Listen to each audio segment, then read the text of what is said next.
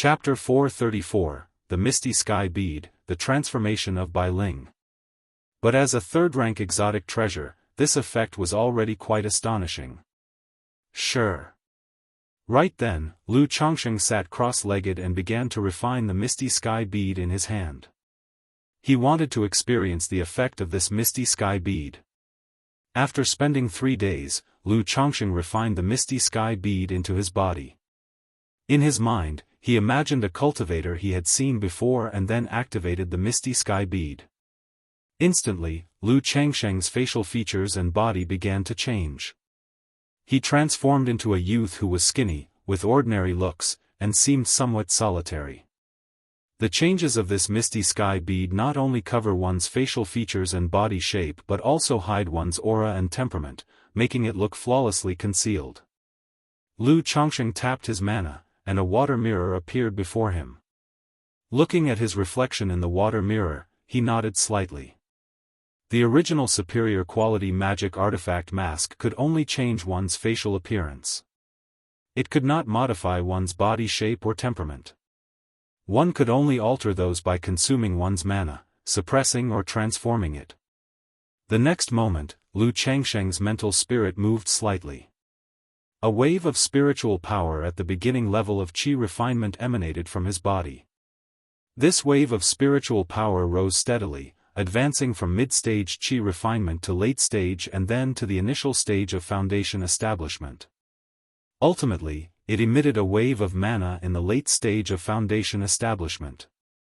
The changes in the mana aura of the misty sky bead were determined by the upper limit of the user's divine sense. Lu Chongsheng's divine sense had by now reached the late stage of foundation establishment. Therefore, through the misty sky bead, he could directly simulate the mana fluctuations of the late stage of foundation establishment. Immediately after, Lu Chongsheng took out a coffin from a storage bag. He opened the coffin. Inside were 2 bodies, a male and a female. They were, in fact, the bodies of the 2 robber cultivators who had caused trouble in the Red Leaf Valley market.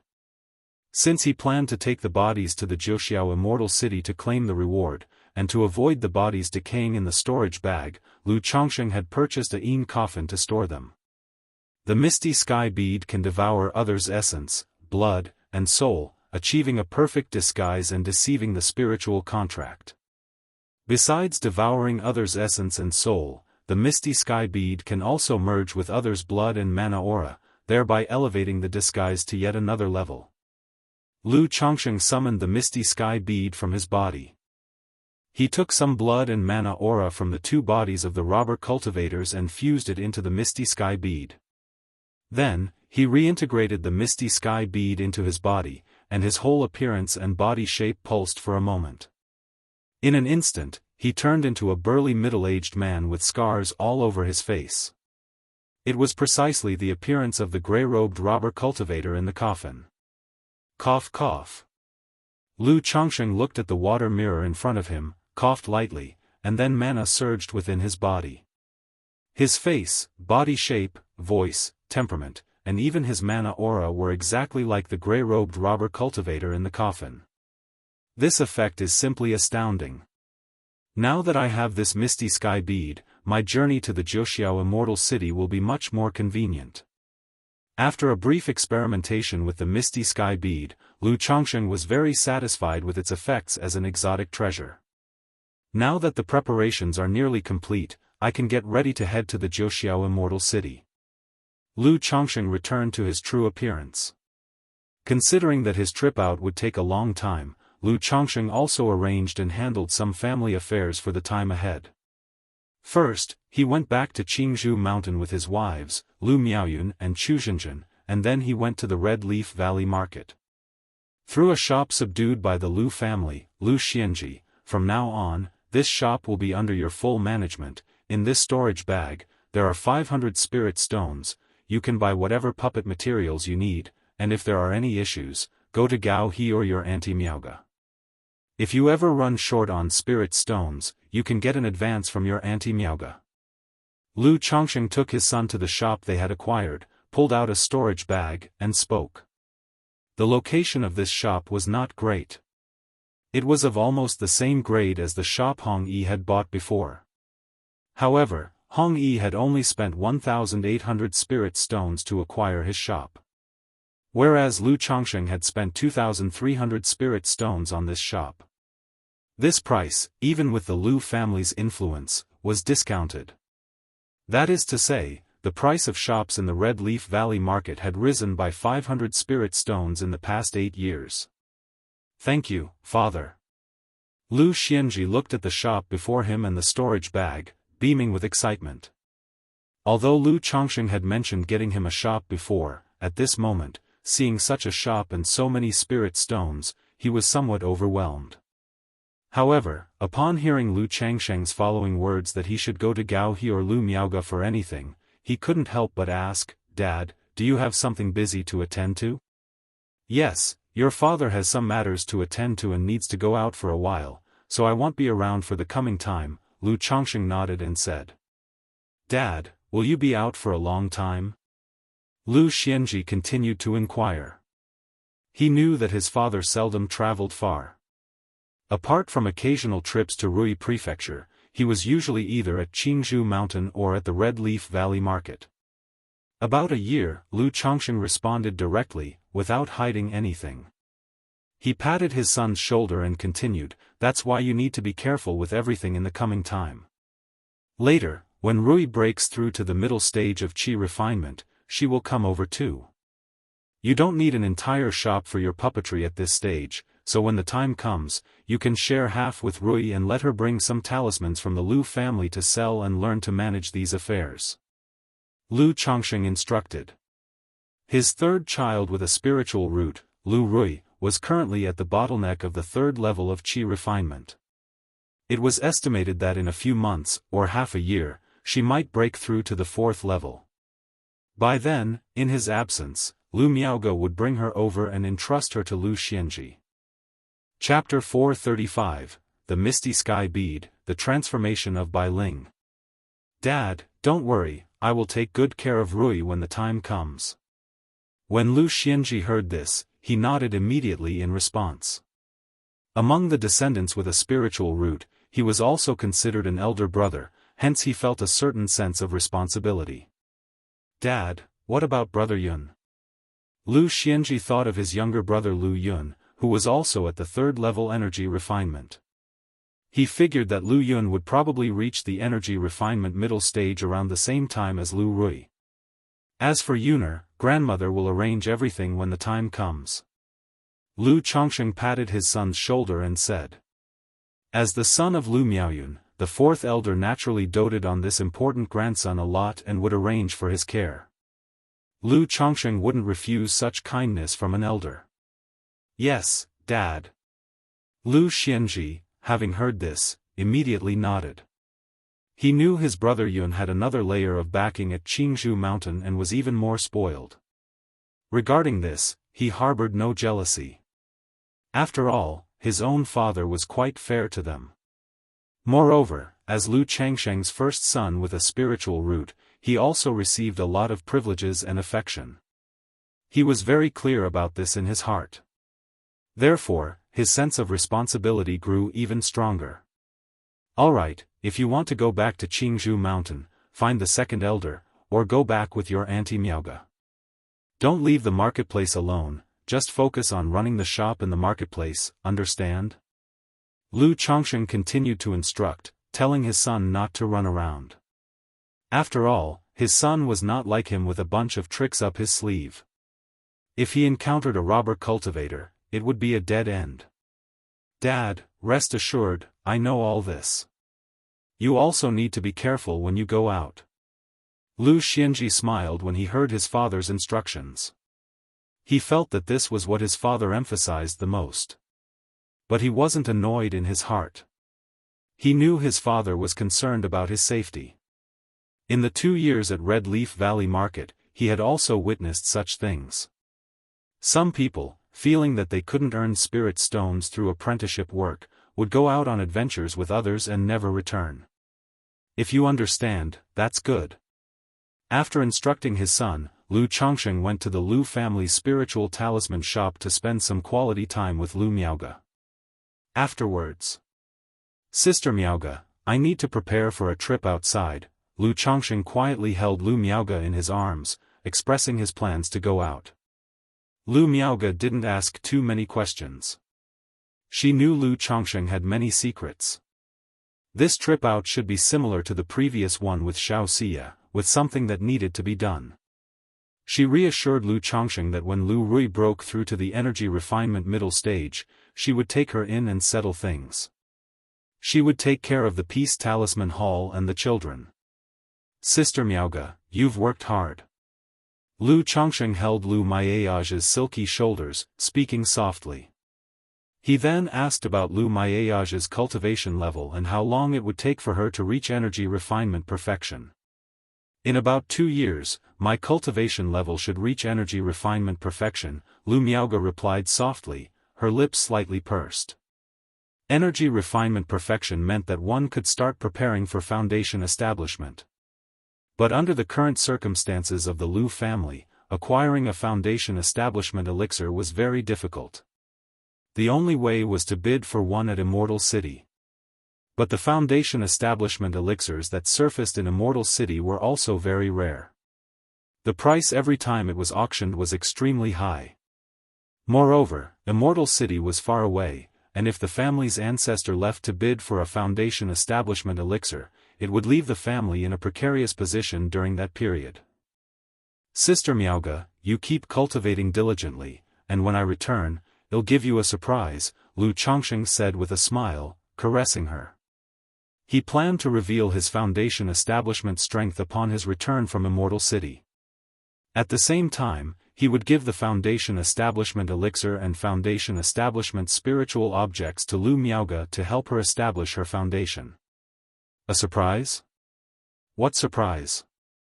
Lu Miaoge asked, her beautiful eyes looking at Lu Chongqing.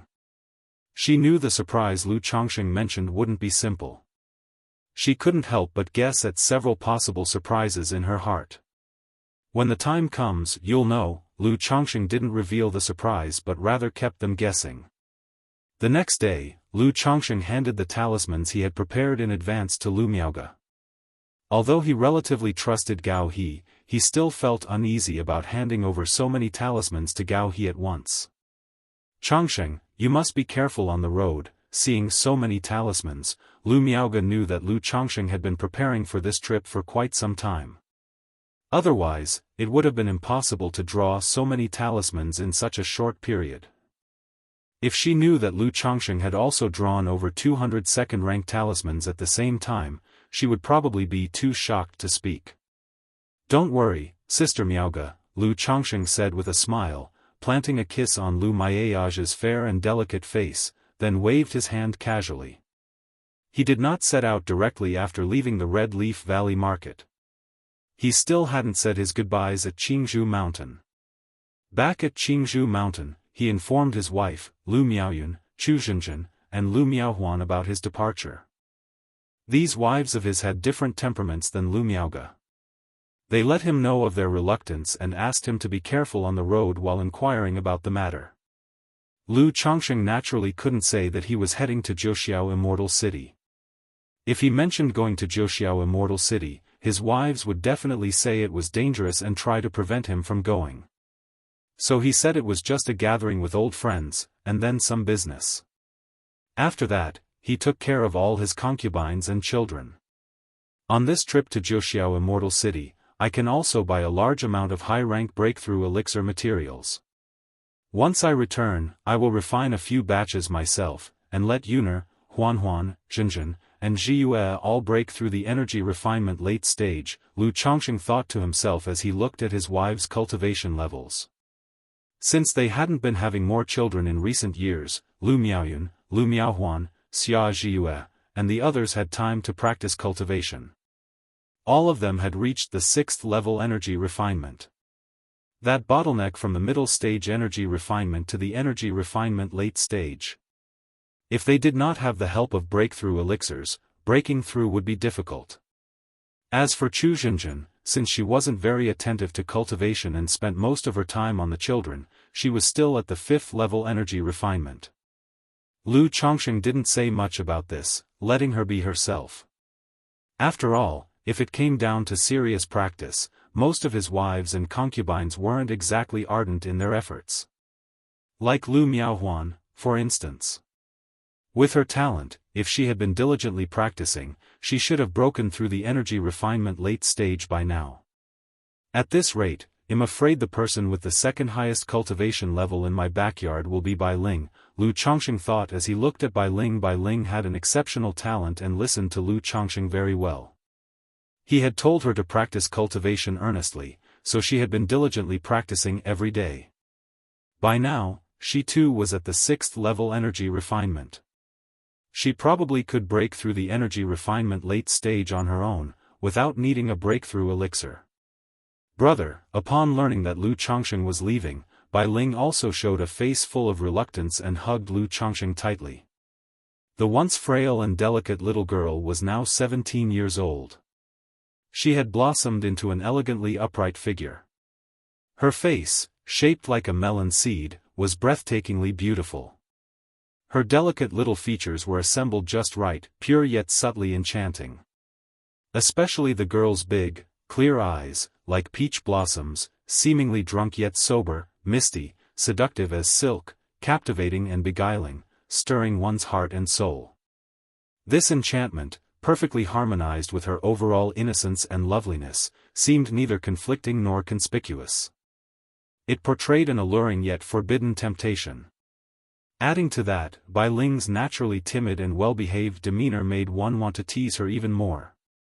Good girl, linger, Lu Chongqing had watched the little girl grow up and, out of habit, fondly rubbed her small head.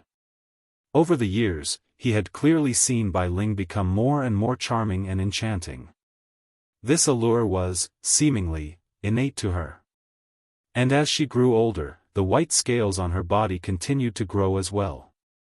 Her tender white arms, slender neck, flat abdomen, smooth back, and well-shaped straight legs were all covered with a dense layer of white snake scales. To this day, Lu Chongqing still hadn't figured out what was the deal with Bai Ling's snake scales. But these scales, much like Bai Ling's pure allure, blended perfectly with her fair and delicate skin, not looking out of place at all, as if she was wearing a form-fitting scale armor dress, an exotic charm of its own. It led Lu Chongqing to speculate whether Bai Ling had demon race bloodlines. As far as he knew, some people with demon race bloodlines in their ancestry would occasionally have a slim chance of their bloodlines reverting. If bloodline reversion occurred, signs of demonic traits would appear. So on this trip to Jianghu Immortal City, Lu Chongqing also wanted to see if he could find any related information. After all, the Grand Immortal City is bound to have a broader range of material and information than a small marketplace. Chapter 436. After leaving Qingzhou Mountain, Lu Chongqing transformed into a robust, valiant-looking middle-aged man and flew towards the Nine Dragons Market on a spirit boat. This trip was indeed heading towards Jianghu Immortal City. But he also took the opportunity to pay a visit to the Nine Dragons Market along the way. To see if White Jade Tower had any decent maids. And to buy and handle some materials as well. The various items he had acquired from Meng Yibai and two robber cultivators at the Foundation establishment stage had yet to be dealt with. He had decided to take care of them now. 2 days later. A spirit boat descended outside of the Nine Dragons Market. Lu Chongqing, seeing the Nine Dragons Market standing tall and straight with 9 peaks piercing through the clouds, felt a sense of returning to a familiar place. When the great battle between the Lu and Chen families erupted, he left Nine Dragons Market. Apart from returning once to retrieve the maids, he hadn't visited since. Following the crowd, he queued up and, after handing over a spirit stone, he got a temporary identity card and entered the marketplace, heading straight for White Jade Tower. What would you like to know, sir? Whether to take a wife or a concubine, or to purchase a maid? A red-dressed woman greeted him with a beaming smile as soon as he entered, giving Lu Chongqing a nostalgic feeling. He hadn't been to White Jade Tower for 10 years. Is Feng Jianyang, the manager, available? Lu Chongqing then asked, recalling that utterly charming manager. "Sir, Manager Feng was reassigned and left 7 years ago. Now the establishment is under the management of Manager Xia," the receptionist replied respectfully. "Oh, reassigned," Lu Chongqing raised his eyebrows upon hearing this. He didn't expect that Manager Feng was no longer here. But it didn't bother him much. Organizations like White Jade Tower operated branches in many places, so reassignments and promotions were quite common. Shortly thereafter, under the reception of the red-dressed woman, he went to the second floor to meet Manager Xia of the White Jade Tower. This Manager Xia was of superior beauty and form, and her pleasant demeanor made others feel at ease. One could only say that White Jade Tower truly excelled in their services. "Does your establishment have any middle-grade or higher-grade spiritual root maids available?" Lu Chongqing picked up the tea, took a light sip, and stated his needs. "Middle-grade or higher-grade spiritual root maids?" Manager Xia showed a hint of surprise in her beautiful eyes upon hearing this. Realizing she had encountered a major client. With a dignified face and graceful posture, her voice soft and melodious, she said, "Mr. Han, both middle-grade and higher-grade spiritual root maids are quite rare in our White Jade Tower. They are only supplied during our members-only events or the White Jade Tower auction. If Mr. Han is willing to take a wife or a concubine, we do have a few female cultivators with middle-grade spiritual roots that I can introduce to Mr. Han," Manager Xia said. Taking a wife or a concubine, Lu Chongqing, as a regular customer of White Jade Tower, well understood that this was White Jade Tower acting as a marriage broker intermediary. Although it came with a certain guarantee, it wasn't like purchasing a maid where the transaction concluded with a binding spiritual contract, life and death at one's whim. So, he had no intention of taking a wife or a concubine from White Jade Tower. "I do not currently have any plans regarding taking a wife or a concubine. How often does your auction take place?" Lu Chongqing asked thoughtfully. He was quite familiar with the member-only supply at White Jade Tower, knowing that every year they offered a batch of top-quality maids. Not only were these maids attractive and well-shaped, but most also possessed spiritual roots and even cultivated certain dual cultivation techniques, suitable for use as alchemic cauldrons. However, due to the exorbitant price, starting at several thousand spirit stones, he merely gleaned basic information and refrained from further inquiry. Now, hearing this, he knew that the only way to purchase a middle-grade spiritual root maid was through such means. This was to be expected. Although White Jade Tower was powerful, rumored to be overseen by a nascent soul true lord, they couldn't possibly sell middle-grade or higher-grade spiritual root maids without limit. After all, in the cultivation world, 90% of cultivators possessed lower-grade spiritual roots. Owning a middle-grade spiritual root indicated a certain worthiness for cultivation. Our White Jade Tower auction occurs once every 3 years, and it has been 1 year since the last auction. If Mr. Han is interested, I can send someone to notify you when the time comes, Manager Xia spoke. "All right, thank you, Manager Xia," Lu Chongqing nodded upon hearing this, planning to check out the members-only supply and the auction when he had the time. Afterward, Lu Chongqing bid farewell to White Jade Tower, and proceeded to Qingyun Commerce Guild, Myriad Treasures Pavilion, and other major shops to purchase second-rank talisman-making materials, second-rank elixir materials, third-rank talisman-making materials, and the black essence iron and 5 metals iron needed to forge the talisman artifact, 99 Profound Truth Strategy. As expected, after inquiring shop by shop, aside from second-rank talisman-making materials and some alchemy materials, none of the third-rank materials were available in the 9 Dragons market. Third-rank heavenly and earthly treasures mostly belong to the category of strategic resources, only available in places like Immortal cities. In 9 Dragons market, selling such high-level treasures not only proves challenging but can also attract trouble. Lu Chongqing exhaled lightly. He had already speculated about this and was not disappointed. After purchasing the talisman-making and alchemy materials, he sold those materials he himself did not need.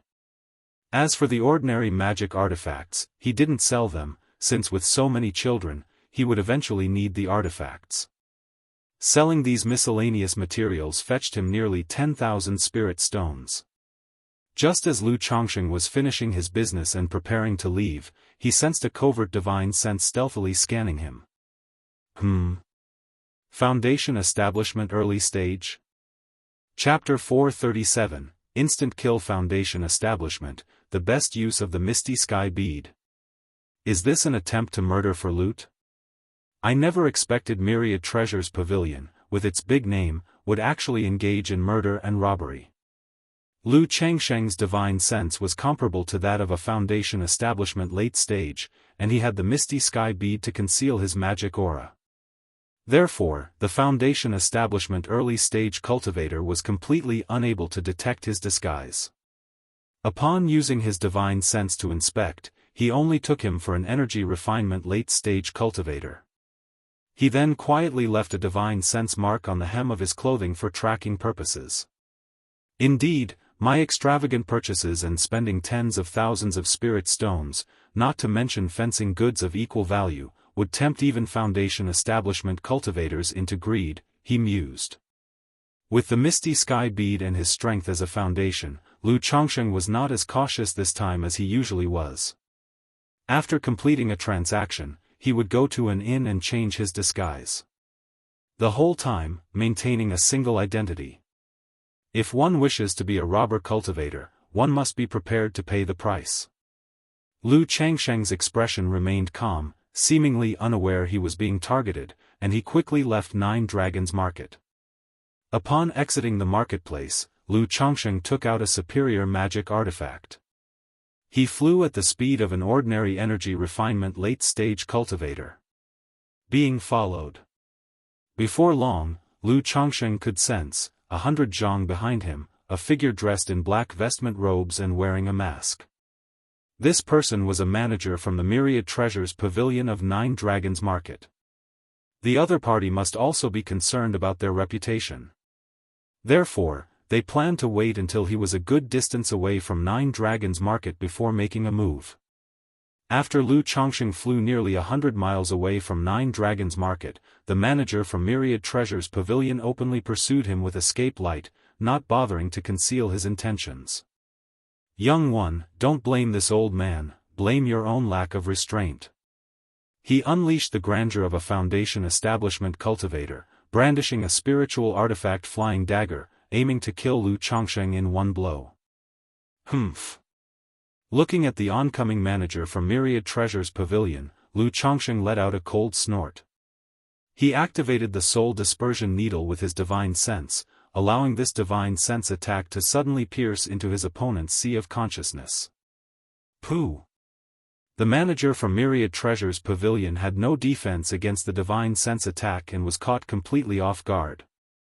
He immediately felt his sea of consciousness being pierced, his face paled, his brain spun in dizziness. He raised his hand to his forehead, and let out a muffled groan. Bad news. A divine sense attack. This person is a Foundation Establishment cultivator. A Foundation Establishment late-stage great cultivator. The manager from Myriad Treasures Pavilion barely freed himself from the divine sense attack, his heart filled with shock and terror. He had never expected his greed for killing and looting to be exactly what the other party was angling for. His whole body surged with spiritual light as he hurriedly shouted, "Fellow Daoist, it's a miss," but before he could finish, several sharp and domineering beams of the seven luminary sword cut through the air, shooting towards him simultaneously. Pu, the beams from the seven luminary sword penetrated the protective spiritual light around the manager from Myriad Treasures Pavilion. Then they pierced through his forehead, leaving a bloody hole. A Foundation Establishment great cultivator thus fell. This divine sense attack technique is really useful. When it's unexpected, it leaves one with no chance to defend. Lu Chongsheng looked at the manager from Myriad Treasures Pavilion whom he had just instantly killed and mused to himself. Immediately, he raised his palm and the Misty Sky Bead appeared inside his body. Go! The gray mist from within the Misty Sky Bead stirred, like a great gray snake, sweeping towards the corpse of the manager from Myriad Treasures Pavilion. In a short while, the body was drained of flesh and blood under the gray mist, turning into a pile of dry bones. It looks so much like a technique from the demon path. Lu Changsheng looked at the skeleton that remained after the misty sky bead had devoured the body and couldn't help but comment. He then gestured with his hand to withdraw the misty sky bead back into his body. The next moment, his entire body fluctuated. His face, physique, temperament, magic aura, all became identical to that of the manager from Myriad Treasures Pavilion. So this is the perfect disguise of the misty sky bead. Although the flesh, soul core, and cultivated techniques remain unchanged, the effect and appearance presented are as if I'm a completely different person. Lu Changsheng quietly experienced this new state. The misty sky bead inside him seemed to be imprisoning the flesh and soul of the manager from Myriad Treasures Pavilion, thus making his appearance identical to his. If I now return to Nine Dragons Market, wouldn't I be able to use this identity to glean a fortune from Myriad Treasures Pavilion? Lu Changsheng stroked his chin, contemplating. He may have understood the best use for this treasure. That is, to become a thief. Even nascent soul immortals would typically not realize the effects of the misty sky bead. If he wished, he could completely transform into someone with status and position from a minor family or small force and use this method to plunder. But the next moment, Lu Changsheng shook his head, dismissing the thought. Inside a chain store like Myriad Treasures Pavilion, there would surely be various prohibitions and secret signals. Being unfamiliar with these aspects, he could easily commit a blunder and be exposed. If he were to be found out within the shop, provoking the Foundation establishment great cultivators stationed at Nine Dragons Market to take action, it would be very dangerous and troublesome. Moreover, in Lu Changsheng's view, such actions are like becoming addicted to impersonation and robbery. If one starts doing it too often, they might end up on a path of no return. Since he had the system to rely on, he did not need to engage in such deeds. After all, those who often walk by the river rarely manage to keep their shoes dry. The misty sky bead might be powerful, but it's not omnipotent. Perhaps some family or power has treasures or secret techniques that can counter this ability. Immediately, Lu Changsheng changed his appearance again, adopting another look. He reached out, collecting all the magic artifacts and the storage bag of the manager from Myriad Treasures Pavilion into his possession and turned into a streak of escape light as he left. Half a month later. This is Green River Marketplace. Lu Changsheng operated his flying boat, arriving at a medium to large-sized marketplace built along a river. Chapter 438, Instant Kill Foundation Establishment, the best use of the misty sky bead. Xianxia was serving as the record chief in this marketplace. The two hadn't seen each other for so long, and now that he was going out, Lu Changsheng naturally took the chance to visit Xianxia. He took a sensing talisman out of his storage magic artifact. Before long, an escape light flew out of the core area of Green River Marketplace, landing outside the marketplace. Her face was cold and remote, her skin surpassing the whiteness of snow. Clad in a moon-white dress, her figure graceful, her temperament holy and pure, as if a fairy from the Moon Palace had descended upon the mortal world. Shiyu Fairy. Xiao Martial Uncle. Shiyu Martial Uncle. The Qingyun sect disciples guarding the entrance to the marketplace bowed and saluted upon seeing this fairy-like figure. They weren't aware of what significant business had brought the esteemed record chief here. And the originally somewhat noisy and bustling area outside the marketplace quieted down as everyone saw this stunning figure. On one hand, they were captivated by her remote and absolute beauty, her nobility, and the sanctity of her fairy-like appearance. On the other hand, they were overawed by her aura as a Foundation establishment great cultivator. Shiyu. Lu Changsheng gazed toward Xianxia, who stood calmly with an ethereal and delicate bearing, and communicated with her through divine sense. Now he was masked by the misty sky bead, which concealed his appearance, temperament, and magic aura. Even Xianxia could not recognize him at a glance. Changsheng. Xianxia, hearing the divine sense communication and showing a rare emotional response on her cold and proud face, immediately noticed Lu Changsheng not far away. Surprise and bewilderment filled her eyes. Had it not been for Lu Changsheng's divine sense message, she wouldn't have recognized that it was him. "It's me." Lu Changsheng nodded. Xiao Xie didn't ask further. She instructed a Qingyun sect disciple to directly handle an identity plaque for Lu Changsheng and then let him into the marketplace. SSS. Who is this person that Shiyu martial uncle personally welcomed? Could it be an elder from the sect? But from what I see of his cultivation aura, he seems to be at the energy refinement late stage. Energy refinement late stage? How could that lead to Shiyu Fairy personally receiving him? He must have concealed his true cultivation strength. Right, I've heard that some big shots like to disguise their cultivation to fish for information. Witnessing this scene, the surrounding people sighed and murmured amongst themselves. Xiao Xie had a reputation for being cold and aloof as record chief in Green River Marketplace. Aside from the false core immortal who presided over the marketplace, she showed no favor to anyone. And yet now, she personally went out to welcome an energy-refining cultivator. If word of this got back to the Qingyun sect, it would likely cause a sensation. "Changsheng, why have you come?" Once they entered an inn, Xiao Xie's cold face softened, her voice full of joy. "I'm planning to make a trip to Jianghu Immortal City, so I thought I'd come to see you first," said Lu Changsheng openly.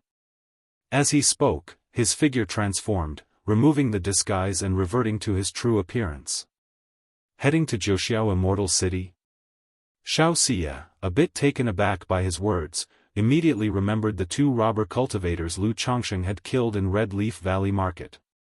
The two were wanted by the Heavenly Sword sect, and one could take their heads to the sect or Jianghu Immortal City to claim the reward. "Yes, I want to buy some materials which aren't available in this marketplace, so I thought of looking in Jianghu Immortal City. Also, to claim the rewards for those two robber cultivators." Lu Changsheng explained. "Changsheng, if you need any materials, I can help you purchase them through Qingyun sect," Xiao Xie said immediately upon hearing this. "If possible, could you help me acquire some third-rank talisman materials?" Lu Changsheng said after a slight pause. Although he was heading to Jianghu Immortal City to buy third-rank talisman materials, how much he could get was still uncertain. After all, third-rank materials were much rarer than second-rank ones. And he would never complain about having too many third-rank talisman materials. They were always welcome in abundance. As for the mild second-rank spiritual blood, an ingredient for crafting the 99 profound truth talismans, as well as materials needed for refining breakthrough elixirs, 3 suns elixirs, or even foundation establishment elixirs, he couldn't just impose all of it on Xiao Xie at once. After all, Xiao Xie was just a foundation establishment cultivator. Even with the channel of Qingyun sect, she didn't have that much influence. He planned to ask for her help if he didn't get results in Jianghu Immortal City. Third-rank talisman materials. Xiao Xie's beautiful eyes revealed a look of surprise upon hearing this.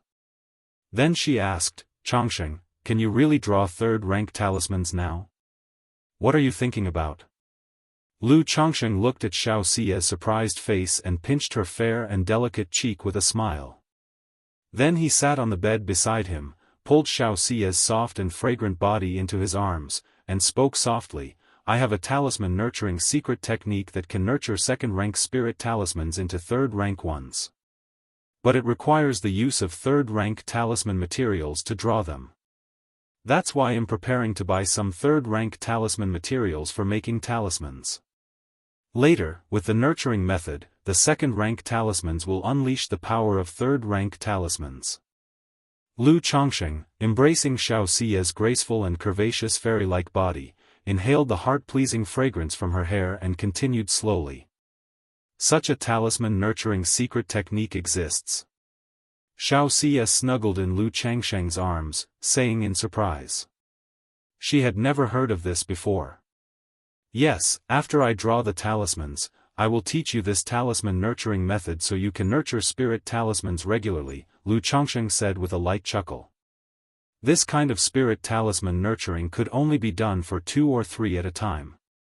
If too many were nurtured, it would affect one's own cultivation. Therefore, he didn't mind teaching this secret method to Xianxia, giving her a few talismans to nurture herself for protection. Then, thank you very much, Lu Lang, Xianxia said with a beaming smile. She knew Lu Changsheng's personality. If he said he would give something, he didn't like others to refuse. Besides, she wouldn't decline Lu Changsheng's kindness. Shiyu, Lu Changsheng said, looking at the beauty in his arms. He thought of Xiaoxia's proud and untouchable demeanor when she stepped out of the marketplace earlier, like the noble fairy from the Moon Palace, and felt a surge of heat in his heart. Xiaoxia lifted her head slightly. The next moment, Lu Changsheng captured her rosy and luscious lips, full of juicy temptation. The familiar pressure and plunder overwhelmed her, causing Xiaoxia to soften in his arms, her heart to tremble, and a sultry moan escaped her nostrils. After a long while, Lu Changsheng released Xiaoxia, whose face was flushed like the rosy clouds and whose body was warm and moist, leaving her gasping for breath. He chuckled and said, "The taste of Shiyu is still so sweet and rich." Xiaoxia's clear eyes were slightly dazed. She placed her hands on Lu Changsheng's shoulders and offered her lips again, expressing her longing. Chapter 439, Draw for Spiritual Pets. Colluding with the Demon Path. _1 The room was clear after the rain, and a faint fragrance filled the air. Xiaoxia's black hair was disheveled, her forehead nestled in Lu Changsheng's arms, whispering sweet nothings. Lu Changsheng held her tenderly, his palm lightly lifting to take out a memory stone from his storage bag. It contained recordings of their daughter Lu Wangshu's everyday life. Knowing Xiaoxia would miss their daughter, he had prepared for this in advance. Xiaoxia watched the small moments of her daughter in the memory stone, who could already call out for her parents, prompting waves of longing to see her child. Shiyu, if you miss Wangshu, you can go to Red Leaf Valley Market to find Miaoga and have her bring Wangshu over. I have already discussed our matters with her. Lu Changsheng said tenderly, caressing her soft and smooth skin. Xiaoxia acknowledged softly, with a light hum. Having spent nearly a year in Green River Marketplace, she could make time to visit her daughter. By the way, Changsheng, the journey to Jianghu Immortal City from here is long, and even if you hurry, it will take 4 to 5 months. There is a spiritual vessel from Qingyun Market that goes to the 3 great immortal cities once a year. I remember there's one heading to Jianghu Immortal City next month. You could take that vessel. It's not only convenient but also much faster. That's when Xiaoxia spoke softly, lifting her beautiful head. Oh, a spiritual vessel? Lu Changsheng's eyebrows raised at that. He knew that many businesses in the spiritual boat pavilion did this, traveling between various marketplaces and immortal cities to make money from passage fares. But those were all medium and small-sized spirit boats. In his view, taking such boats was less convenient than piloting one himself. Now, hearing Xiaoxia's words about a huge spiritual vessel specifically bound for Jianghu Immortal City, he became quite interested.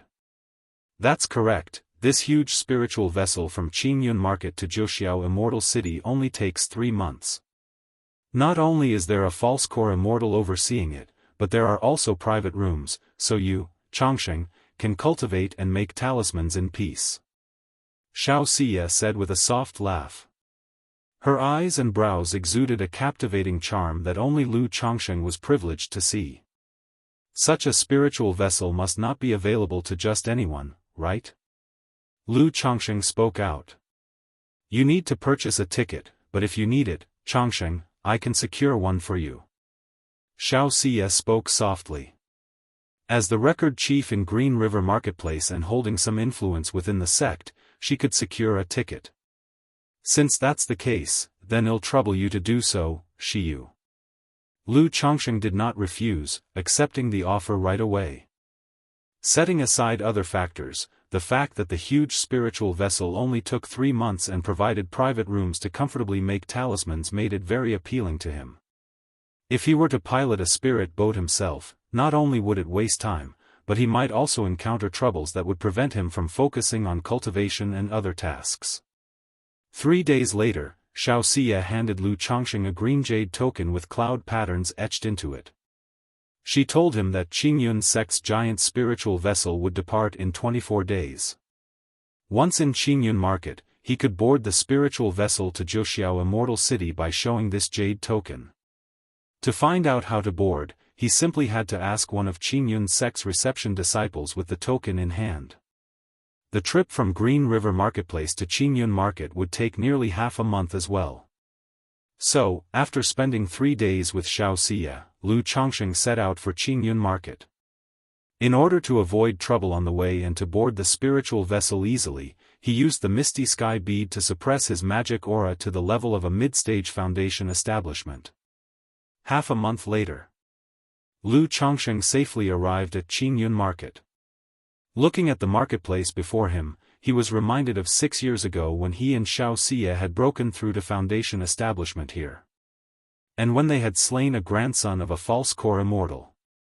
While registering his identity, Lu Changsheng presented the jade token and inquired about the giant spiritual vessel.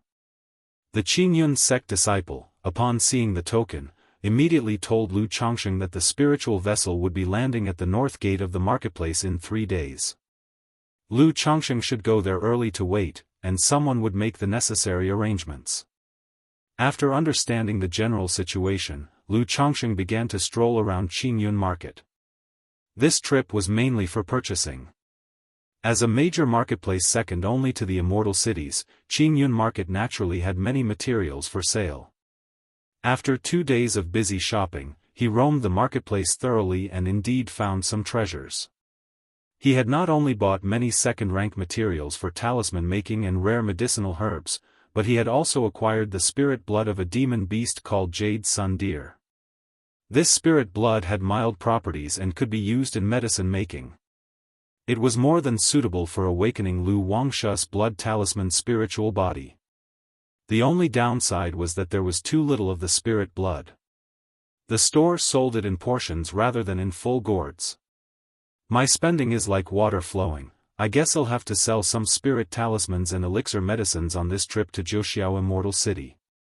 Otherwise, the remaining spirit stones may not be enough for me to forge the 99 mysterious true strategy and purchase a large number of third-rank talisman making materials. In 2 days, Lu Changsheng had spent over 20,000 spirit stones. It made him lament that money indeed flowed like water. This was also because his second-rank talismans were selling well at Peace Talisman Hall, which brought in a profit of nearly 3,000 spirit stones a month. Otherwise, no foundation establishment cultivator could afford such spending. Like the time at 9 Dragons Market, the steward from Myriad Treasures Pavilion who tried to rob him had only over 3,000 spirit stones in his storage bag. All his possessions combined were worth just a little over 20,000 spirit stones. Yet, Lu Changsheng's expenses during this period amounted to over 30,000 spirit stones. Despite this, he still had over 40,000 spirit stones left. Moreover, he had many precious materials and spiritual artifacts that were not easy to sell. If he were to liquidate everything, he could instantly exchange them for 70 or 80,000 spirit stones. Chapter 440, Draw for Spiritual Pets. Colluding with the Demon Path.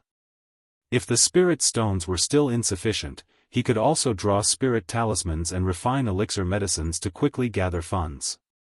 The next morning, as the sky began to show the first light of dawn, Lu Changsheng arrived outside the northern gate of Qingyun Market. At this time, there were already many cultivators waiting, including several Qingyun sects patrolling law enforcement cultivators. It seemed they were all waiting for the arrival of the Qingyun sect's spiritual vessel. Han Sr., when the spiritual vessel arrives, please line up here and board the second floor of the vessel, a Qingyun sect disciple inquired about Lu Changsheng's situation. Seeing the green jade token in his hand, he briefed him on the general situation. Okay. Lu Changsheng nodded his head. After waiting for nearly an hour, a 3-level tall, 50 to 60 zhang long spiritual vessel, wrapped in luminous formation light, slowly descended from the high clouds. This spiritual vessel was not only inscribed with formation runes but also had several artillery turrets, which made one feel insignificant while also imparting an indescribable sense of oppression. How powerful could these turrets be? Are they comparable to a blow from a core formation? Lu Chongqing wondered to himself as he looked at the spiritual vessel. He had heard that some large spirit boats would be inscribed with attack formations and equipped with large-scale magic artifacts. During major power conflicts and battles, they would use spiritual vessels to transport resources and manpower to the battlefield. Such spiritual vessels also belong to the category of strategic magic artifacts. Ordinary powers simply couldn't afford them, nor did they have channels to purchase them. Everyone present yourself with the token in hand, and line up in order to board the spiritual vessel. If you disrupt the order, boarding qualifications will be revoked. The spiritual vessel was hovering in mid-air as two Foundation establishment cultivators came out and spoke, their voices booming. As soon as their words settled, a rainbow light descended from the spiritual vessel, forming a series of steps. At this time, the Qingyun sect's law enforcement cultivators ordered people to line up and board the vessel in sequence. Having observed and understood the situation, Lu Chongqing knew that the tickets for this massive spiritual vessel came in 3 tiers. The first tier was the purple jade token, for luxury upper-class rooms. The second tier was his type, the green jade token, for ordinary guest rooms. The third tier was the white jade token, where all passengers shared a hold without private space. There were only 3 persons holding purple jade tokens on this trip on the spiritual vessel. They appeared either rich or noble, likely descendants of nascent soul immortals or members of large aristocratic families. After these 3 boarded the spiritual vessel, Lu Chongqing also started lining up to board. Recommended by Shiyu Junior Sister? May I ask how to address you? After boarding the spiritual vessel, a Foundation establishment cultivator checked Lu Chongqing's jade token and asked. Lu's cultivator Hanli, Lu Chongqing made a bow with hands folded in front. Alright, Daoist Han, room number 9, please enter. After a simple login by this Foundation establishment cultivator, he didn't inquire further. Alright, thank you. Lu Chongqing nodded, making his way to the guest rooms on the 2nd floor of the spiritual vessel. The room wasn't large, just a single room of about 10 square meters. For Lu Chongqing, it was more than enough. He had purchased quite a lot of talisman-making materials in 9 Dragons Market and Qingyun Market. Over these 3 months, he could calmly draw talismans on board the spiritual vessel. Half an hour later, the spiritual vessel rose high into the sky and set off for Jianghu Immortal City. Lu Chongqing brewed a pot of spiritual tea and quietly watched the sea of clouds outside the window. He had long since grown tired of such scenery. But his first time on a spiritual vessel was like the first time he had flown on a plane in his previous life, somewhat novel. He couldn't help but think to himself when he would be able to own a spiritual vessel like this. After all, such a spiritual vessel truly exuded dominance. Having finished a pot of spiritual tea and watched the clouds for a while, the novelty of riding the spiritual vessel had almost vanished. Lu Chongqing exhaled softly, took out a talisman brush and paper, and began to draw spirit talismans with his mind tranquil. In the blink of an eye, half a month had passed. Congratulations to the host, 10 offspring have completed the Qi introduction into body and stepped onto the path of cultivation, earning a 5% increased probability for offspring to have a spiritual root and receiving 1 chance to draw a lottery. 10 now, Lu Chongqing, who was making talismans, heard the system alert and a faint smile appeared on his face. His children were now starting cultivation in an orderly manner. In the next 3 years, another 10 children would step onto the path of cultivation. These children would be the foundation of his future family. The probability effect of having offspring with a spiritual root, if kept on increasing like this, wouldn't it guarantee that all my future children will possess a spiritual root? Lu Chongqing, observing the 5% increase in the probability of siring offspring with a spiritual root, mused to himself. After several enhancements, the chance for his offspring to have a spiritual root had already risen to 15%. This probability was far from low. You see, when two cultivators have children, the chance that the child will have a spiritual root is only about 10 to 20%. But I would also need a sufficient number of wives and maids to maximize this passive effect. Lu Chongqing exhaled lightly. He was now ready to stream in more resources and focus on selectively breeding. There weren't many pregnant wives or maids left in his backyard. Apart from the 7 new concubines and maids, many had already given birth among his wives and maids. Thus, aside from Xia Zizhu, Lu Miaoge, and Xiao Xia, Lu Chongqing didn't really want to keep having them bear children. However, once I establish my family and reveal my foundation establishment strength, these matters should resolve themselves. Lu Chongqing contemplated privately. Merely by revealing his second-grade talisman master abilities, he already had many people willing to send their family juniors to be his concubines or maids. If he were to reveal his foundation establishment strength, then even more families and powers would likely be willing to send over their talented juniors. Indeed, in the cultivation world, as long as you have strength, many problems cease to be problems. Lu Chongqing shook his head and sighed, then silently commanded in his mind. System, draw the lottery. A pale red wheel of fortune emerged, bathed in a golden light that began to spin rapidly. After a moment, the light slowed and rested on Pet. Ding! Congratulations, host, you've obtained a spiritual pet, cold blue dark turtle. The reward has been distributed to the system space, the host can check it at any time. An image of a dark blue turtle radiating a chilly aura appeared from the wheel, accompanied by a system notification sound. Cold blue dark turtle? A turtle species spiritual pet? Lu Chongqing scrutinized his lottery prize, frowning slightly. His first impression of turtle species beasts was that they had long lifespans and slow growth. So seeing this cold blue dark turtle, he immediately felt the spiritual pet was of limited use, somewhat mediocre. Immediately, Lu Changsheng's mental spirit flickered, turning his attention to the cold blue dark turtle in the system space.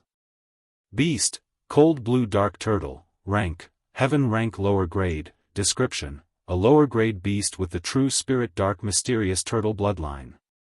It can grow to its peak in 1,000 years, becoming a 4th rank demon beast, truly a case of raising a turtle for 3 generations, people pass away, but a turtle remains.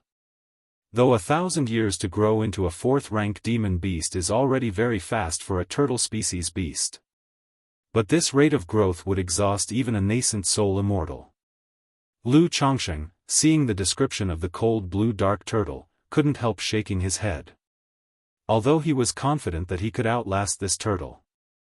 With a 9 netherhound in his house that could grow into a 4th rank demon beast in 500 years, he was already dissatisfied with its slow growth.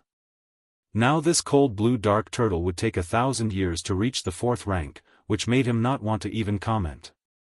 Forget it, that's the nature of a lottery, always ups and downs, might as well treat it as a common pet. Lu Chongqing exhaled and didn't concern himself too much. Although the cold blue dark turtle's growth was slow, it also represented a future potential.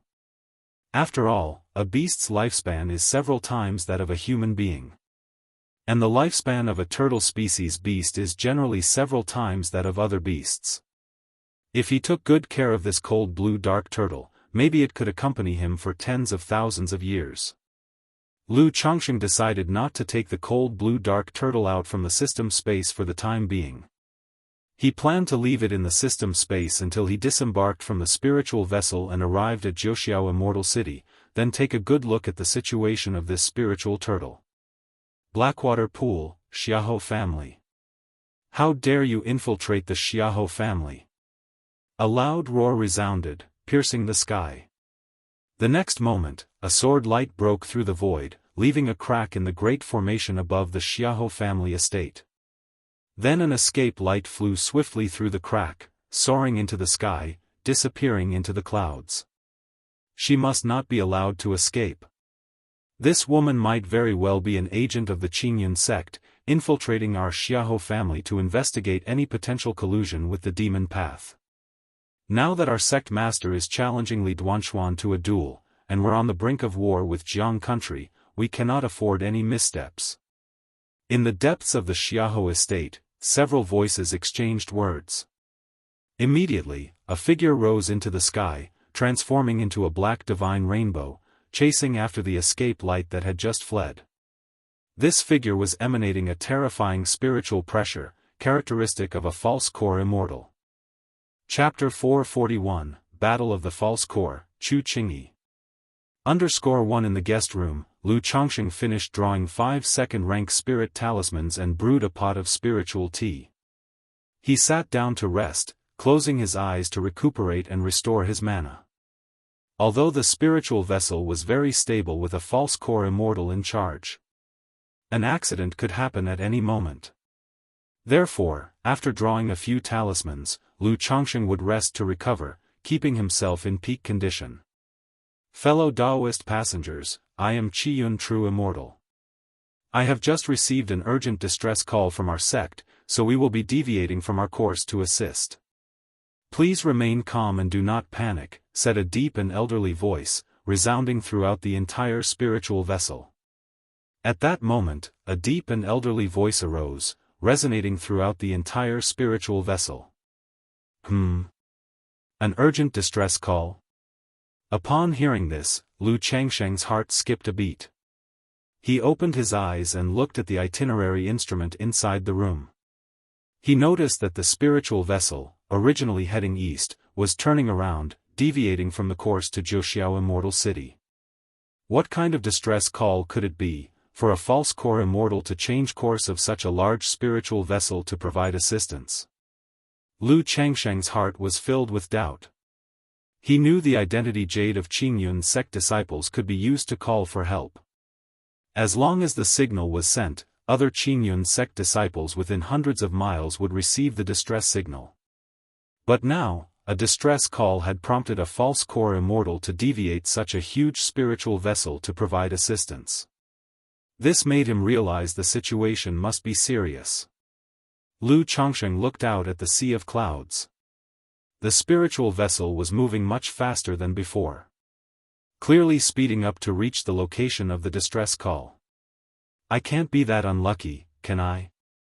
To encounter a mishap on my first ride on a spiritual vessel? Lu Chongsheng couldn't help but think to himself. His reason for taking the spiritual vessel to Jiuxiao Immortal City was convenience and speed. If there were any trouble at the location of the distress call, and he got swept into it, he would be utterly troubled. At that moment, Lu Chongsheng heard footsteps in the corridor outside. It seemed that some passengers, upon hearing about the change of course, had stepped out of their rooms to inquire about the situation on the deck.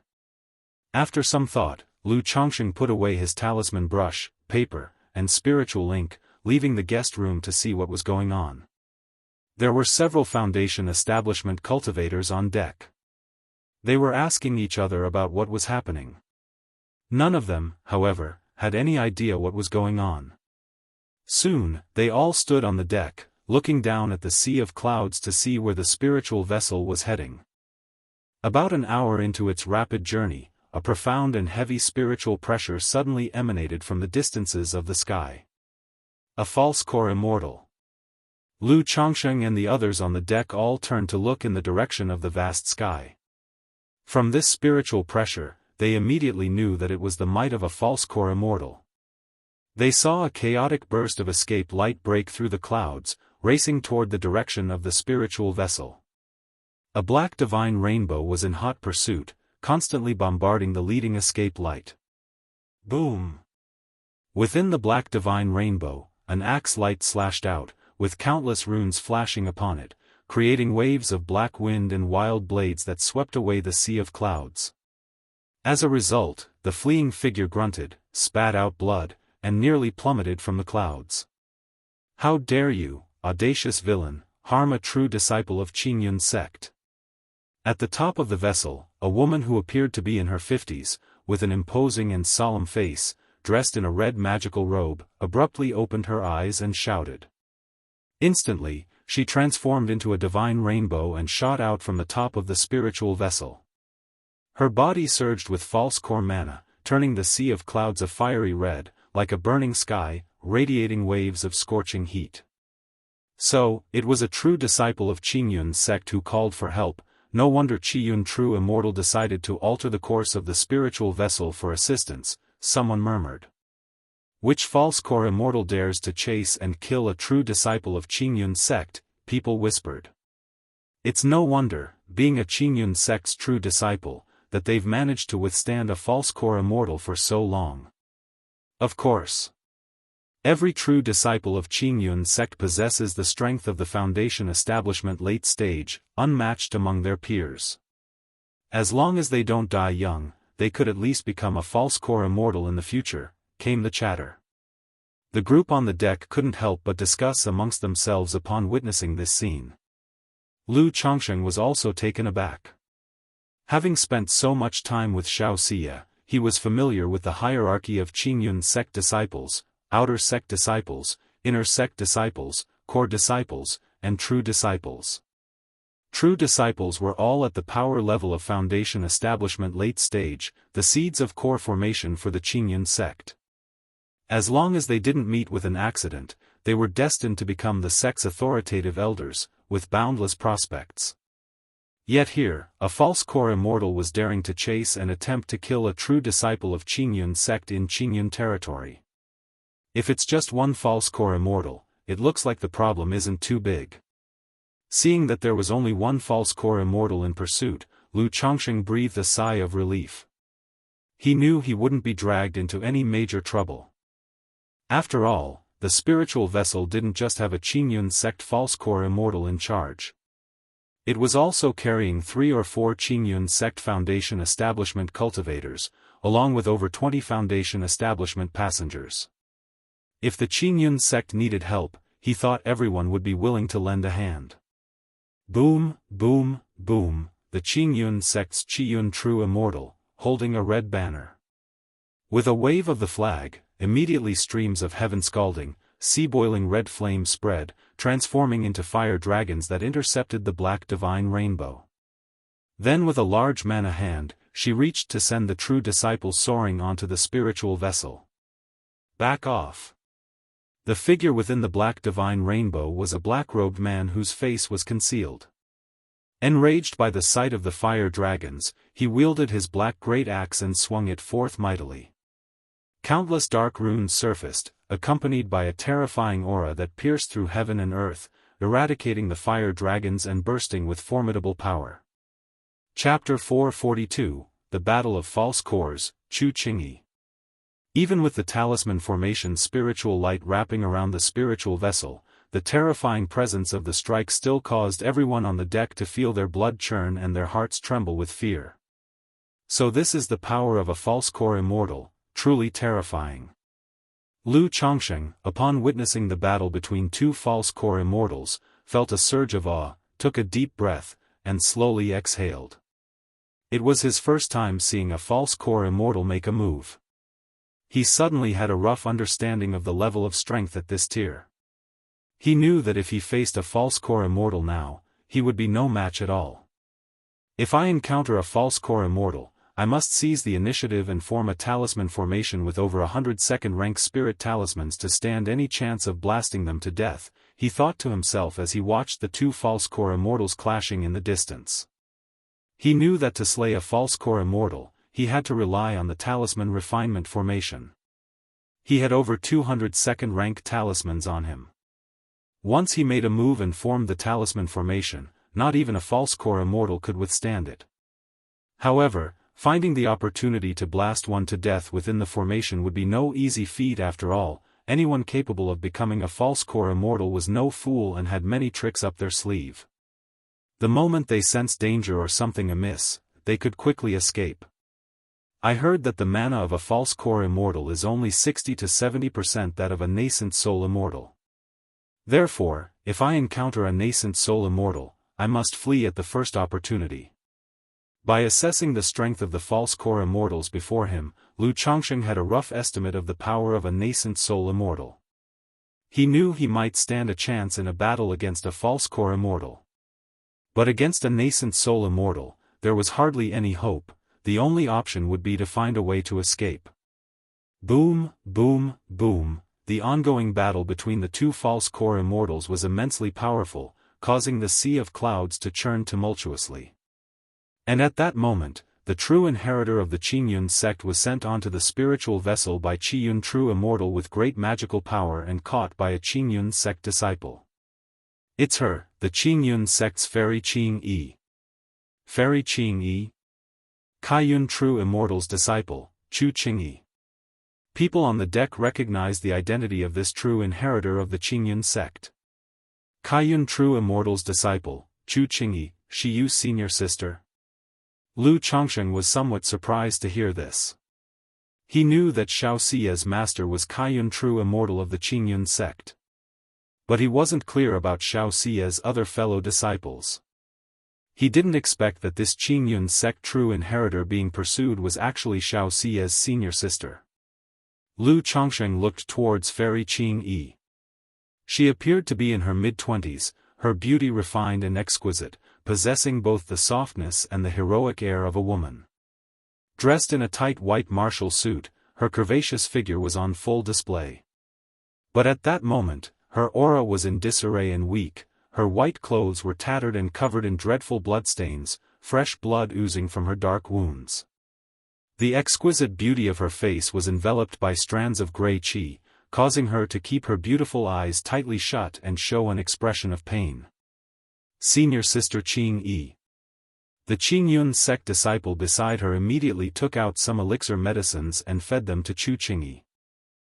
Zombies, this person is a demon cultivator. These three zombies, all seem like second-rank peak copper corpses. At that moment, someone exclaimed aloud as they looked at the two false core immortals in combat. In the sea of clouds ahead, after clashing with Qiyun true immortal for a while, the black-robed false core initiated an incantation, causing 3 coffins to fly out. 3 corpses emerged, their bodies pitch black and muscular, as if cast from bronze, emanating a dense energy. Roar, the 3 zombies let out beast-like roars, fearlessly charging at Qiyun true immortal. Qiyun true immortal's hands were waving a red banner that rippled in the wind, surrounded by flames, and he took out several talismans from his chest, turning them into golden thunderbolts that thundered towards the 3 zombies. Zombies, mostly of the Yin and cold kind, fear the Yang fire and thunder. Facing the intense flames and golden thunderbolts, the 3 zombies immediately howled, their dark bodies simultaneously beginning to bubble as if they had been plunged into boiling oil, and numerous white spots appeared. Seeing this, the black-robed false core quickly formed an incantation and summoned a black bowl. Different malevolent qi flew out of it and entered the 3 zombies. It allowed the 3 zombies to recover at a visible speed, causing both Qiyun true immortal and Lu Chongsheng and others to twitch. What kind of zombies are these that possess such terrifying physiques and aren't afraid of Yang fire or thunder? Qiyun true immortal felt uneasy, sensing something was wrong. Kill. The black-robed false core let out a cold snort, wielding the black great axe and repeatedly attacking Qiyun true immortal, coordinating with the onslaught of the 3 zombies, forcing Qiyun true immortal to fall back step by step, struggling to defend himself. Not good. Everyone on the deck witnessed this scene and showed worried expressions. If Qiyun true immortal were to be defeated, they themselves might also be in danger. Xianfeng, prepare the Qingyun cannon. At that moment, Qiyun true immortal also gave up his offensive, switched to defense, conjured a phoenix cover over himself, and shouted loudly. Yes. On the 3rd floor of the spiritual vessel, a Qingyun sect foundation establishment disciple immediately responded. After a short while, on the spiritual vessel, a powerful energy surged. Several cannon emplacements on the vessel glowed with spiritual light, transforming into ancient ferocious beasts, slowly opening their massive mouths, preparing for a terrifying assault. Standing on the deck, Lu Chongsheng and the others felt the terrifying power being gathered by the cannons and couldn't help but feel their hearts racing. Such cannons, if fired at full strength, are probably on par with a full-force strike from a core formation. Lu Chongsheng couldn't help but think to himself. He felt that such a spiritual vessel was incredibly formidable. Against a second-rank formation like the one in Red Leaf Valley Market, it was likely to be shattered with a single blast. At that moment, he became even more aware of the importance of a good formation. Chapter 443, The Battle of False Cores, Chu Qingyi. Damn it! The robed false core immortal saw the cannons brewing on the spiritual vessel's deck, a twitch appearing at the corner of his eye, and an ominous premonition rising in his heart. He knew that once these cannon turrets locked onto him, a single strike would reduce him to ashes. Fire Dragon Pillar, suppress. At that moment, Qiyun True Immortal summoned a column as tall as a man and as thick as a barrel, adorned with a lifelike carving of a fire dragon. The carving of the fire dragon burst forth, transforming into a chain of fire dragons that roared towards the robed false core immortal, seeking to bind him and allow the cannons to turn him to dust. This little girl has been poisoned by my heavenly corpse poison. Now that the poison has reached her heart, I reckon she won't last much longer.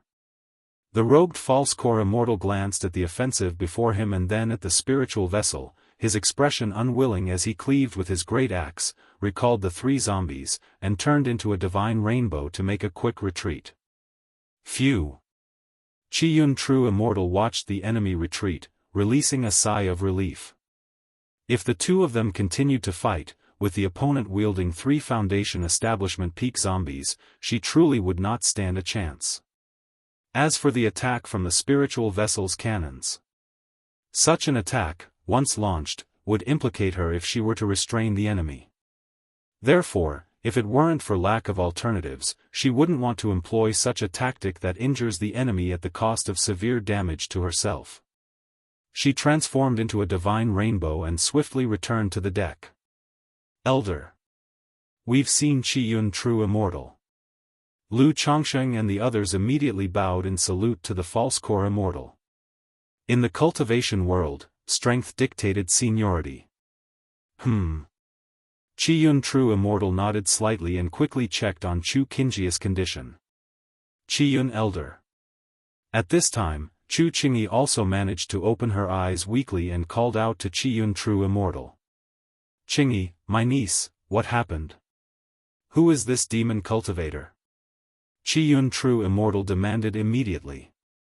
Xiahou family, Chu Qingyi, surrounded by a grey aura of death, began to speak in a feeble voice. Before she could finish her sentence, she suddenly spat out a mouthful of black blood. The blood splattered on the deck with a strong corrosive effect, and she fell unconscious once more. Xiahou family. Upon hearing this, Qiyun True Immortal's expression darkened. Seeing Chu Qingyi fall unconscious, she knew the situation was very dire. She immediately disappeared from the deck with Chu Qingyi. Xiahou family? Could it be the Blackwater Xiahou family? Hiss, I remember Blackwater Pool isn't far from here, within Xiahou family's domain. Could it be that the demon cultivator just now was ancestor Xiahou? How could that be possible? The Xiahou family is a major cultivation family with a history of hundreds of years in our Jianghu country. How could they be related to the demonic sects? If the Xiahou family truly is part of the demonic sects, that would be astonishing news. The crowd on the deck was taken aback upon hearing the name, Xiahou family. Lu Chongsheng was also somewhat surprised. He naturally knew of the Blackwater Xiahou family.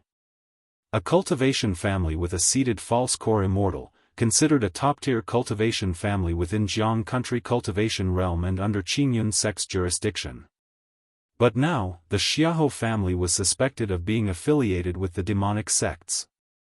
You see, Jianghu country cultivation realm belongs to the righteous factions. As for the demonic path, if not eradicated completely, its existence is certainly not permitted in public view. Any demonic path cultivator or force that emerges in public would be dealt with by the major immortal sects. Now, a great cultivation family with a history of hundreds of years and a false core immortal at its core being associated with the demonic sects was indeed shocking. If that's the case, it would explain why they dared to pursue the true heirs of Qingyun sect.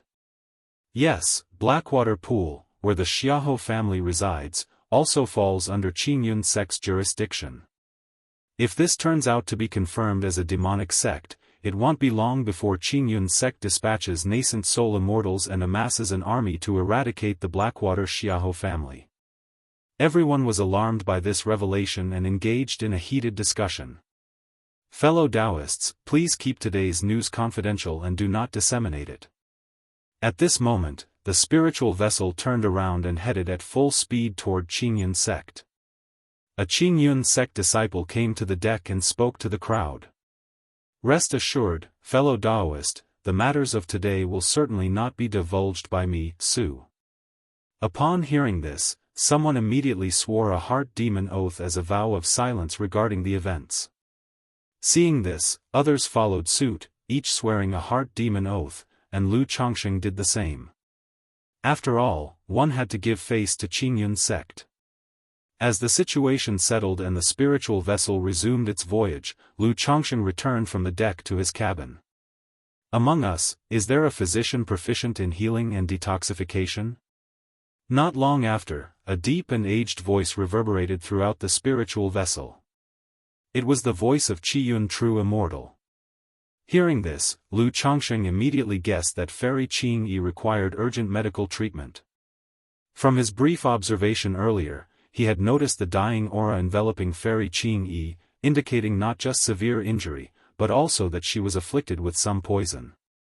However, he hadn't expected the poison to be so severe that even Qiyun True Immortal, a false core immortal, was at a loss.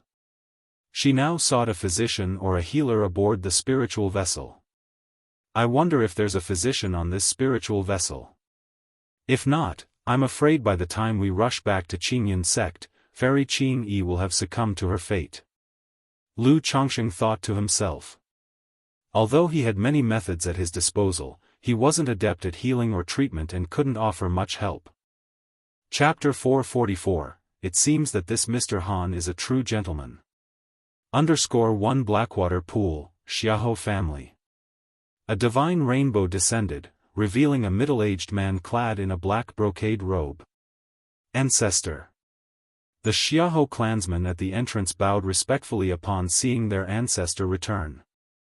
Xiahou Wuwa nodded indifferently and entered the family estate. Ancestor, we have just finished the investigation. This woman entered the back mountain of our clan through Xiahou Xian. At this moment, the Xiahou family head turned to address their ancestor. Xiahou Xian. For such a grave mistake, death cannot absolve him of his guilt. Cast him into the Blackwater Pool and refine him into a Yin corpse. Xiahou Wuwa paused mid-step, then spoke indifferently. Yes. The family head nodded in response. Xiahou Xian might be an elite member of the family, but for such a serious error, he naturally could not be forgiven. Moreover, the corpses of the Xiahou family's descendants were all refined into Yin corpses upon death, transforming into the foundation of the family. He looked towards Xiahou Wuwa, continuing to inquire, Ancestor, were you able to capture and kill that woman? That girl was rescued by someone from Qingyun sect, but she was afflicted with my heavenly Yin corpse poison, and the poison reached her heart immediately. She cannot live much longer. Xiahou Wuwa spoke in a serious tone as he took a seat in the family's grand hall. Rescued by Qingyun sect? Just as he finished speaking, a voice devoid of any warmth or emotional fluctuation sounded. And then, a bronze coffin burst forth from the depths of the Xiahou estate and landed in the middle of the grand hall. Within the coffin was a stiff-faced old man with no beard under his chin and ashen-gray skin with dark red eyes. Ancestor. Ancestor. Upon seeing the coffin's occupant, both Xiahou Wuwa and the family head respectfully bowed. Replying to the ancestor, I was just about to kill that girl when a Qingyun sect spiritual vessel arrived and rescued her. However, she has already been struck in the heart by corpse poison and surely cannot live long. Xiahou Wuwa explained. This girl's appearance in our Xiahou family suggests that Qingyun's sect has long suspected our family of dealing with the demon path. Now that she has encountered trouble within our Blackwater Pool territory, our Xiahou family cannot be separated from this affair, whether she dies or not. Xiahou Jie spoke in a chilling and uncanny voice. After speaking, he turned to the family head and commanded, "Wu Su, now discreetly send some of the direct descendants out of Jiang country and into Yu country and Jin kingdom." "Yes, ancestor." The family head immediately answered. "Ancestor, is this really necessary? The sect master and the Five Poisons cult leader will soon challenge Li Duanshuan. As long as Li Duanshuan is defeated, once the Jin kingdom's army invades Jiang country, with our internal support and their external assault, our Xiahou family can achieve great things.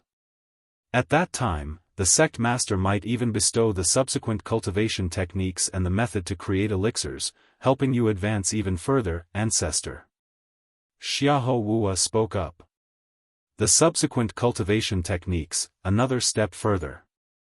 Xiahou Jie's ashen and uncanny face gave a cold sneer that was frightful to behold. His descendants were not aware of the inner workings of the Heavenly Corpse sect. He had come out from the Heavenly Corpse sect, not knowing what was happening within his own sect. He spoke with a cold and authoritative voice. "Li Duanshuan has dominated Jiang country for 500 years, and upon breaking through to nascent soul true lord, he slew a 4th-rank demon king. Now his strength is unfathomable. It would not be easy for the sect master of the Heavenly Corpse sect and the Five Poisons cult leader to repel this killer star. Even if the Heavenly Corpse sect master and the Five Poisons cult leader could drive Li Duanshuan back, an invasion by Jin kingdom would take years, if not decades. If Qingyun sect's army presses upon us before that, how can our Xiahou family hold out until that day arrives?" Xiahou Jie's voice was chilling as he spoke. "Ancestor, since it's like this, why don't we abandon Blackwater Pool outright?" Xiahou Wuwa, with a grave expression, said to his ancestor. "Abandon Blackwater Pool." Xiahou Jie's ashen face was as rigid as metal, with dark evil qi flowing from his nostrils and mouth, like tiny snakes. "Once we abandon Blackwater Pool, where can our Xiahou family go? Once it is confirmed that we've colluded with the demon path, leaving Jiang country would be a wild and foolish dream. By that time, the Heavenly Corpse sect in Jin kingdom would also view us as traitors, leaving no place for our Xiahou family. Furthermore, I have transformed myself into the dark demon corpse, and now my life force and mana are connected to the veins of Blackwater Pool, making it impossible for me to leave this place." Xiahou Jie's voice was icy, with surging evil qi all around him. He saw Xiahou Wuo's troubled expression and said, with an unfluctuating voice, "Don't worry, it won't be easy for Qingyun's sect to destroy our Xiahou family here at Blackwater Pool. They would need to pay a heavy price. As long as we hold out until the Heavenly Corpse sect and the Five Poisons cult drive back Li Duanshuan, the crises facing our Xiahou family will also be resolved. Now that Qingyun's sect has discovered our relations with the Heavenly Corpse sect, there is no need to hide any longer. Convert the family's great formation into the 10,000 corpses mysterious Yin formation." Xiahou Jia continued. "Yes, ancestor." Both of them nodded in response. Knowing that their ancestor was sending the direct bloodline out of Jiang country as a precaution. And now that things had come to this point, the Xiahou family had no other choice. On the 3rd floor of the spiritual vessel, in a luxurious guest room. True Immortal, the poison within Fairy Qing Yi is extremely domineering. It has already invaded her heart meridians. I am powerless to help. A woman in green garments cautiously reported after examining Chu Qingjia's condition on the bed. You've worked hard. Qiyun True Immortal's face showed a trace of disappointment. She also knew that the poison in Chu Qingjia's body was extremely tough and difficult to handle. Otherwise, as a false core immortal, she wouldn't need to seek help on a spiritual vessel, asking others to save Chu Qingyi. This was a situation with no other solution. Looking at Chu Qingyi, lying there with chaotic and weak breaths. Chapter 445, It seems that this Mr. Han is a true gentleman. She continued to use her own mana to suppress the corpse poison, protecting the heart meridians, and nurturing the physical body. But she could clearly feel that the corpse poison was not only spreading throughout the entire body, Dantian and Qi Si, but also causing Chu Qingjia's vitality to weaken continuously. Fearing that in a few more hours, she would pass away. Even if the spiritual vessel traveled swiftly, there was no way to return to the Qingyun sect in time for treatment. Fellow Daoists, if any of you have spirit pills or precious medicines that can drive out or resolve poison, or any treasures, you are all welcome to give it a try. Regardless of the effect, this true immortal will provide compensation, and if you can suppress or detoxify the poison in my disciple nephew's body and ensure a stable return to Qingyun sect, our sect will certainly be grateful and owe you a favor. Qiyun True Immortal took a deep breath and continued to address the people on the spiritual vessel. Chu Qingyi was not only an inheritor of Qingyun sect, but also a disciple of Kaiyun True Immortal. Now that she was in a life-threatening condition due to a mission from Qingyun sect, she naturally wouldn't give up easily. On the spiritual vessel, everyone was aware of Fairy Qingyi's condition. Hearing Qiyun True Immortal's words, they couldn't help but feel tempted to try their own elixir medicines. After all, Qingyun sect had a fairly good reputation. If they could save Chu Qingyi and gain a favor from Qingyun sect, it would be advantageous for them in many endeavors in Jianghu country in the future. It seems that the main problem for Fairy Qingyi lies within the toxins in her body. I wonder if my 7 luminary sword qi can disperse this poison? Upon hearing Qiyun True Immortal's words, Lu Chongsheng quietly mused. Qiyun True Immortal, driven by desperation, was willing to grasp at any strand of hope. This made him consider giving it a try as well. After all, his 7 luminary sword qi could not only refine elixir toxicity, but also disperse the resentful spirits from false core immortals. It might have some effect on these kinds of poisons. Maybe I should give it a try. After thinking it over, Lu Chongsheng decided to make an attempt. Not to mention that saving Chu Qingyi would mean Qingyun sect owed him a favor. This Fairy Qingyi was also the senior sister of his child's mother, and he was willing to lend a hand. After all, he was just attempting to use the 7 luminary sword qi to drive out the poison. It wasn't like he was going to use the Yin-Yang Nirvana technique or the life transference technique to save someone. By the way, if I were to use the Yin-Yang Nirvana technique and life transference technique, wouldn't that make me a divine doctor? Lu Chongsheng suddenly recalled how he once saved Lu Miaoge, who was on the brink of death and barely clinging to life, with these 2 secret techniques. He shook his head, stepped out of the guest room, and made his way to the deck. Fellow Su, the cultivation technique I practice has some effect on expelling poisons. I am willing to give it a try to help Fairy Qingyi, Lu Chongsheng said to a Qingyun sect disciple.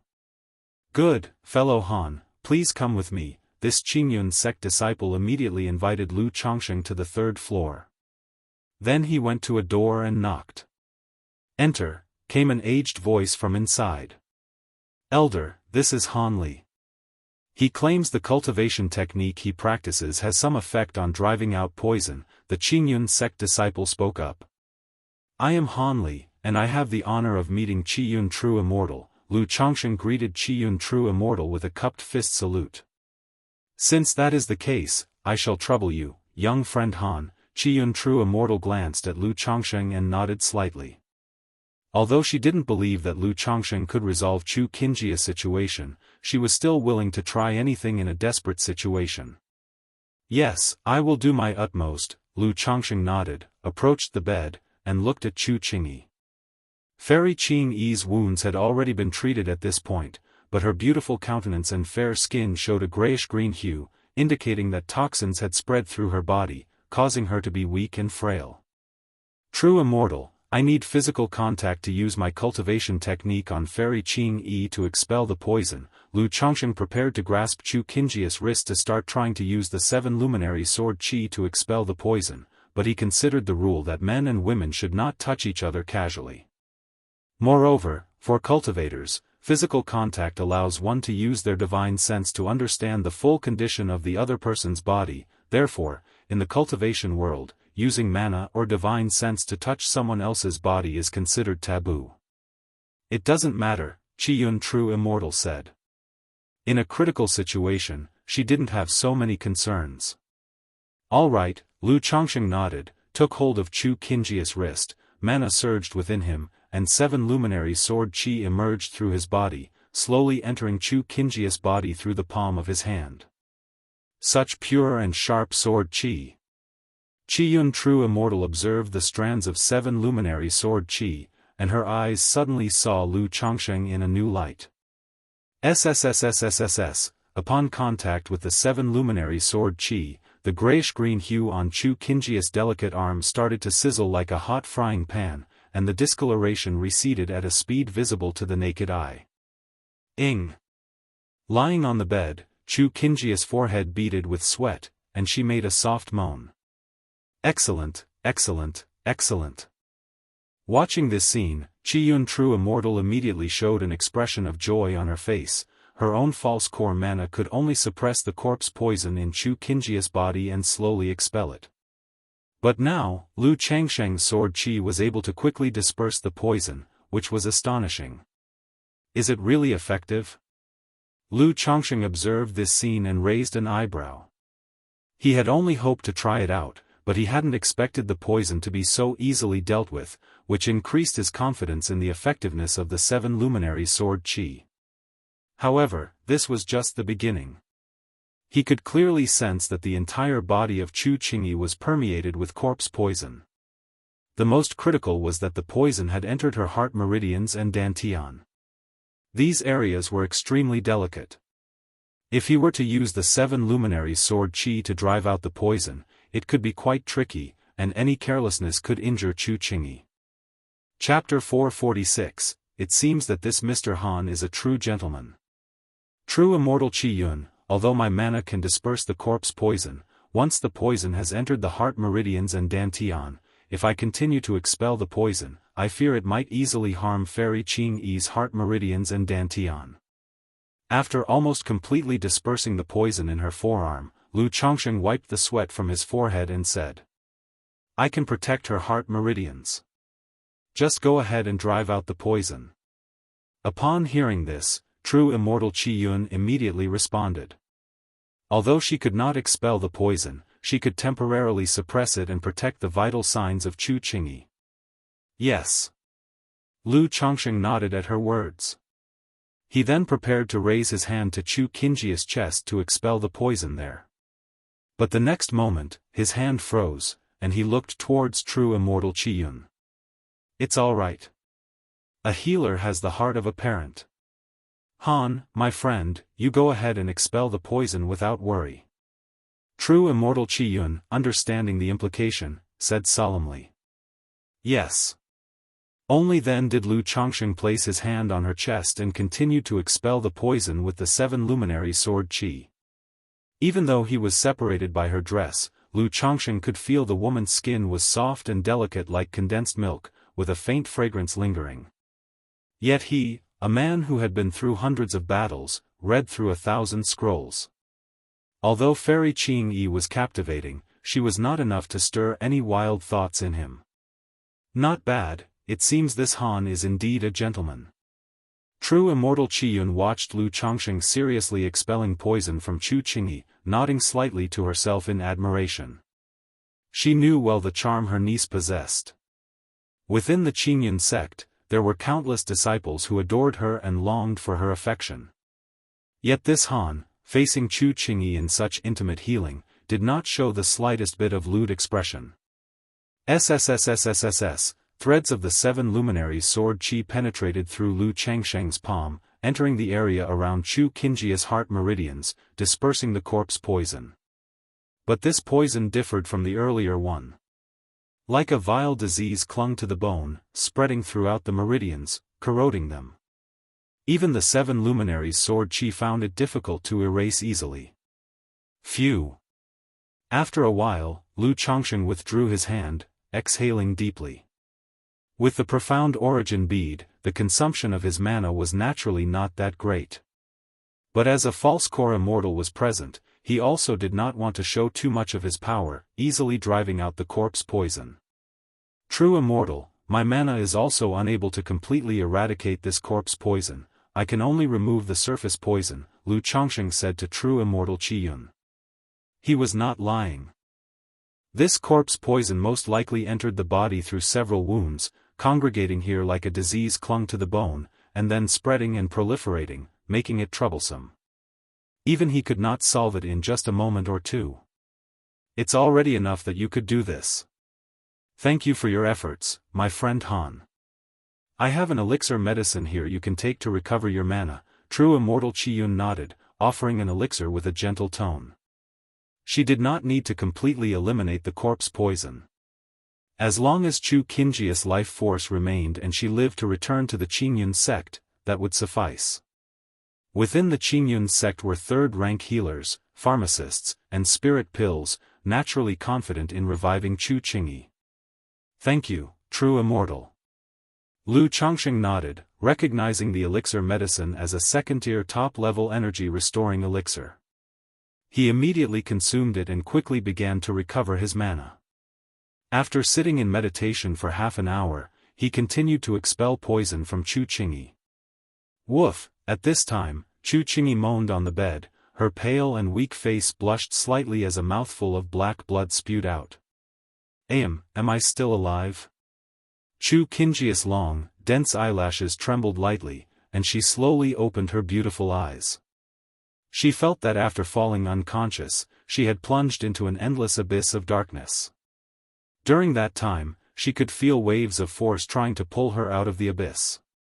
But all to no avail. Her consciousness was gradually fading. Finally, it was the powerful and domineering sword qi moving within her body that cleaved through the darkness of the abyss and gradually woke her consciousness. Fairy Qingyi, you've awakened. True immortal Qiyun saw Chu Qingyi waking up and immediately showed a joyous expression. Phew! Seeing this, Lu Chongsheng also withdrew his hand from her chest, sighing lightly. At that moment, Chu Qingyi became aware of the presence of a man with his hand on her chest. A touch of blush immediately appeared on her pale face. Fairy Qingyi, this Han has effective mana for expelling the poison, which is why he took such actions, true immortal Qiyun spoke out to explain. She was aware that her niece was pure and proud, typically keeping away from men. Now, she found herself intimately close to a man, which naturally could be discomforting. Thank you, Daoist Han, Chu Qingyi nodded slightly. She was not an unreasonable person. She knew that such intimate contact was part of her treatment. Had it not been for him, she might not have lived much longer. But before she could finish speaking, another mouthful of black blood burst forth. Daoist Han. True immortal Qiyun looked toward Lu Chongsheng, signaling him to continue the poison expulsion. Fairy Qingyi, pardon me. Lu Chongsheng lifted his palm and spoke to Chu Qingyi. Chu Qingyi, with a voice as soft as a mosquito's murmur, gave a soft and closed her eyes, lying quietly on the bed. Her long, dense eyelashes fluttered like two small fans, constantly moving. Clearly, she was extremely tense.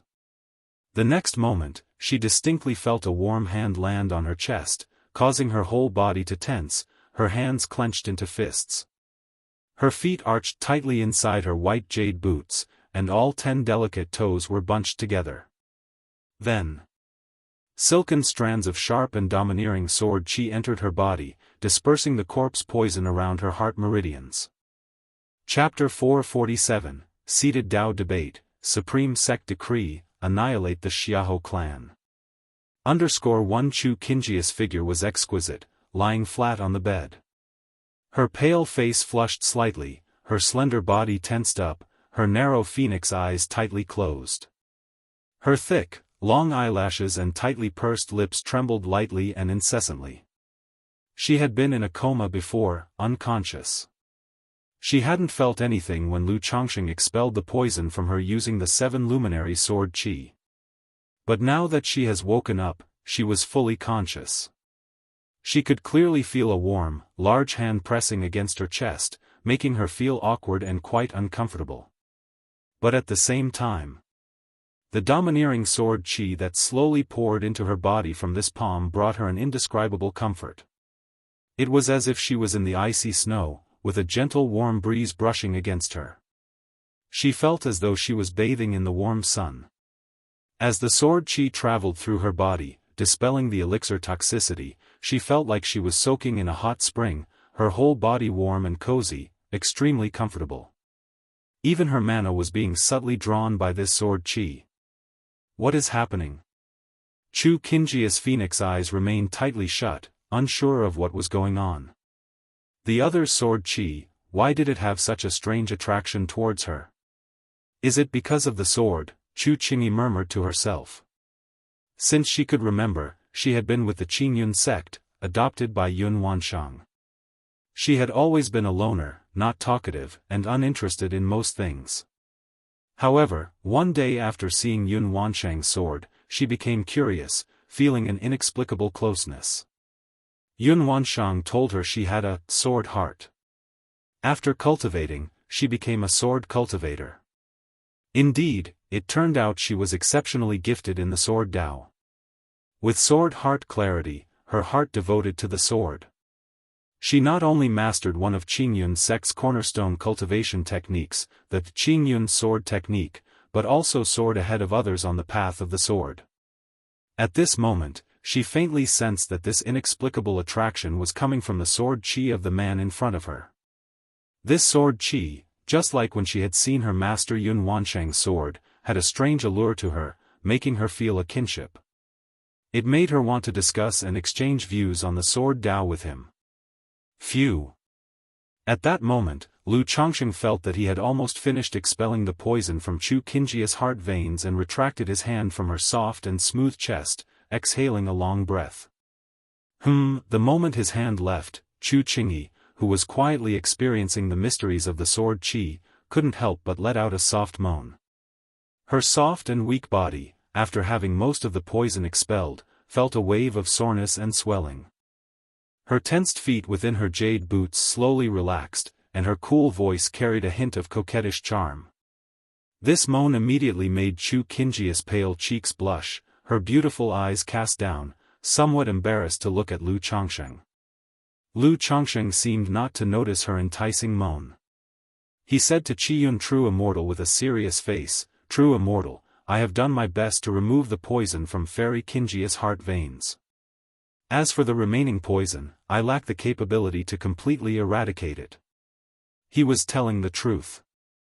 To remove the deep-seated residual poison, he would have to use the 7 luminaries' heart lamp. Only by continuously burning the poison with the heart lamp's flame could he gradually refine it. However, it was clear he didn't need to go to such lengths. And he didn't want to show off too much. "You have worked hard, young friend Han," Qiyun True Immortal said. "Please rest and recover now, then continue to treat my disciple niece Qingjia's Dantian poison. Afterwards, our Qingyun sect will definitely reward you handsomely, owing you a favor," she continued. Qiyun True Immortal had been monitoring Chu Qingjia's heart veins and vital signs throughout. She knew that Chu Qingjia's heart vein poison had been mostly resolved. Enough to last until they reached Qingyun sect. However, the poison had invaded not only her heart veins but also her Qi ocean core. If not treated promptly, it could damage her Dao foundation. Once the Dao foundation is compromised, even core formation could be affected, which would be very serious. As she spoke, she took out a bottle of elixir medicines and passed it to Lu Chongsheng to help him recover his mana. "Yes, after I recover my mana," Lu Chongsheng replied as he accepted the elixirs and bowed slightly. "Many thanks, friend Han." Chu Qingyi also calmed her emotions, her face a bit flushed, and quietly thanked Lu Chongsheng. "Fairy Qingyi need not be polite. As it happens, I am good friends with Fairy Shiyu, and it is thanks to Fairy Shiyu that I was able to board your sect's spiritual vessel," Lu Chongsheng said with a smile. He had boarded the spiritual vessel using the ticket given to him by Xiao Xia. The Qingyun sect had record of this information.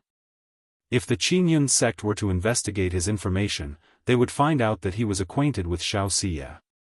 Therefore, he openly disclosed his acquaintance with Xianxia. It was also a way to show a degree of closeness to the Qingyun sect. "Friend Han is actually a good friend of my junior sister," Chu Qingyi exclaimed with a bit of surprise when she heard this.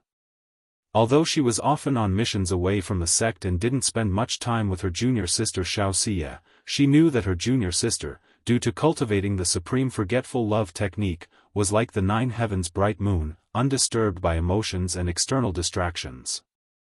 Aside from cultivating, she showed no interest in anything else, let alone socializing with others.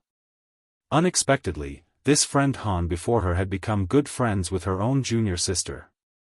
But thinking of the 7 luminary sword qi that Lu Changxing used to expel her poison, she felt somewhat relieved in her heart. She thought it was natural for someone like him to become friends with her junior sister. "I didn't expect young friend Han to be good friends with Xiao," Qiyun True Immortal commented with slight astonishment. Then, a smile appeared on her face. With Lu Changsheng's mention, now that they had this connection, she regarded Lu Changsheng with added friendliness. "I happened to encounter Shiyu Fairy during her training, so I was fortunate to get to know her," Lu Changsheng added. Chapter 448, Seated Dao Debate, Supreme Sect Decree, Annihilate the Xiahou clan. Lu Changsheng said politely. Upon hearing this, the two did not ask any further questions. Anyone able to board this spiritual vessel generally had some relationship with the Qingyun sect. Either they were forces in cooperation with Qingyun sect, or they were forces under its jurisdiction, or they had relationships with disciples of Qingyun sect. Lu Changsheng swallowed the elixir medicines and sat in meditation to recover his mana. This spirit pill was a second-tier top-level elixir. In about half an hour, Lu Changsheng's mana had mostly recuperated. "Qingyi Fairy," he said, turning his gaze to Chu Qingyi on the bed, who possessed a slender willowy waist and straight, long legs, her curves exquisite, with an air of heroic grace. "Thank you for your trouble, Han." Chu Qingyi's eyelashes fluttered slightly as she said softly, then closed her beautiful eyes. Lu Changsheng extended his hand and placed it on her soft and flat lower abdomen. Doing so allowed the 7 luminary sword qi to better penetrate into her dantian, dispelling the poison inside. As soon as the 7 luminary sword qi surged into her dantian, Chu Qingyi's body tensed up and she couldn't help but let out a soft moan. If previously, the 7 luminary sword qi traveled through her body, dispelling the corpse poison in her vital channels and giving her the warm and comfortable feeling of soaking in a hot spring, this time, as the sword qi entered her dantian, it seemed to resonate mysteriously with her own mana and Dao foundation. Deep down, she felt an inexplicable closeness to Lu Changsheng, who was currently before her. "Relax a bit." Lu Changsheng looked at Chu Qingyi before him, his expression also showing a hint of confusion. Chu Qingyi was clearly poisoned with corpse poison. Why was her complexion flushed and she kept letting out involuntary delicate moans? Could it be that the corpse poison also contained elements of some seductive poison? "It's a good thing she met me, Lu. With anyone else, keeping a calm mind to expel the poison would be difficult," Lu Changsheng mused to himself. However, even with his vast experience, he had to admit that the Chu Qingyi before him was captivating. Her exquisite beauty and elegant figure surpassed countless other women. Even now, ashen and weak, devoid of color in her face, she still possessed a rare and refreshing heroic spirit among female cultivators. Moreover, this woman was a true disciple of Qingyun sect, endowed with exceptional talent. If he could marry her and have children, the children would certainly inherit excellent talents. Lu Changsheng's hand rested on the fairy's smooth and flat lower abdomen, as strands of 7 luminary sword qi slowly flowed into Chu Qingyi's qi ocean core, dispelling the corpse poison. At this moment, he discovered that when his 7 luminary sword qi entered deep into Chu Qingyi's qi ocean core, it resonated somewhat with her mana and Dao foundation. This sensation was very peculiar. He had never encountered it before. Is it because this Qingyi fairy is also a sword cultivator? Lu Chongsheng wondered in surprise. Such a situation was exceedingly rare. Usually, such resonance occurred when the cultivation techniques practiced by individuals had some similar characteristics.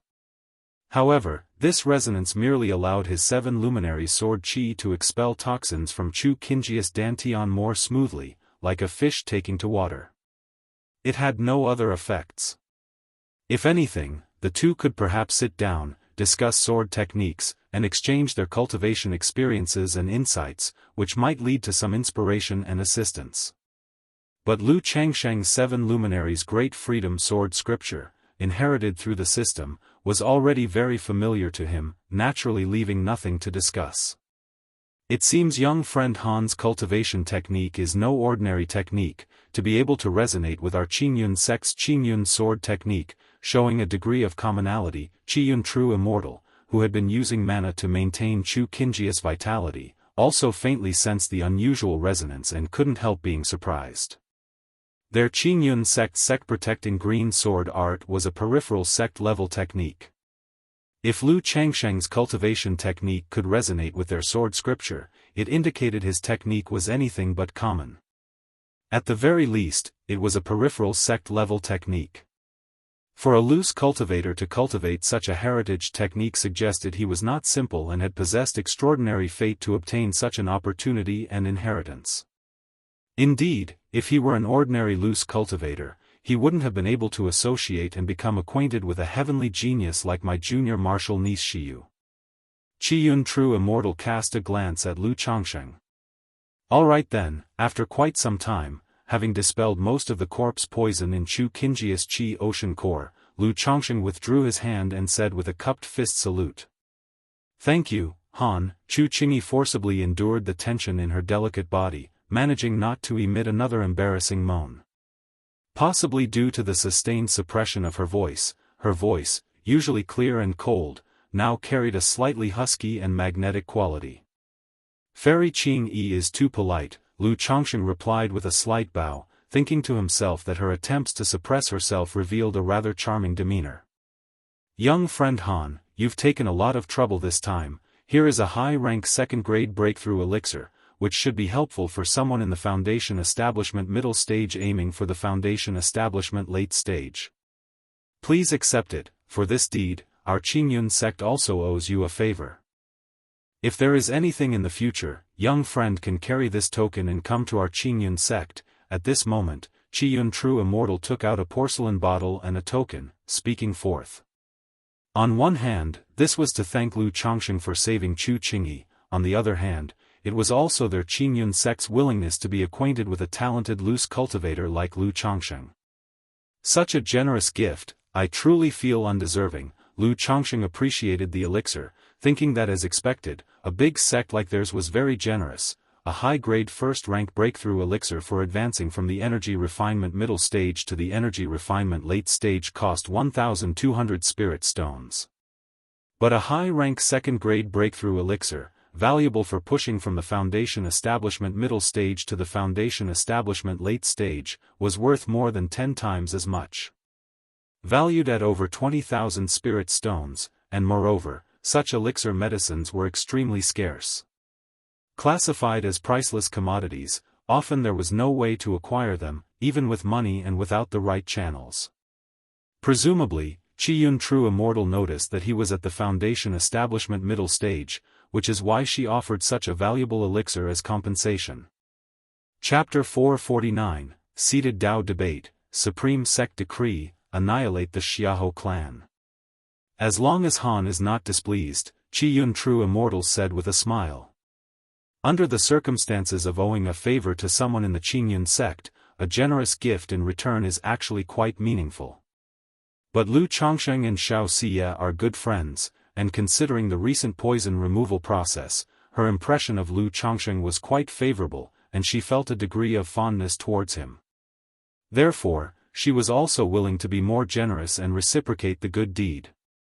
Many thanks, True Immortal. Since that's the case, Han will take his leave and rest, Lu Chongsheng said aloud. Since Chu Qingji's corpse poison had been largely eliminated, it was not appropriate for him to linger any longer. And also, the poison removal process had been quite draining on the mental spirit. One had to be fully focused to prevent the sword qi from injuring Chu Qingyi. "You've worked hard, young friend," Qiyun True Immortal nodded. He then turned to a Qingyun Sect Foundation establishment disciple outside and said, "Xianfeng, arrange a luxurious guest room for Han." "Yes, elder," the disciple called Xianfeng from the Qingyun sect immediately responded upon hearing this. Seeing Lu Chongqing in the room for so long, he knew that Lu Chongqing must have had some effect on Chu Qingyi's poison. He was a few degrees more courteous towards Lu Chongqing, gesturing with an inviting hand, "Han Daoist friend, please." Then, he led Lu Chongqing to a luxurious guest room. This luxurious guest room was only about 30 square meters. But compared to ordinary guest rooms, this room was abundant in spiritual energy.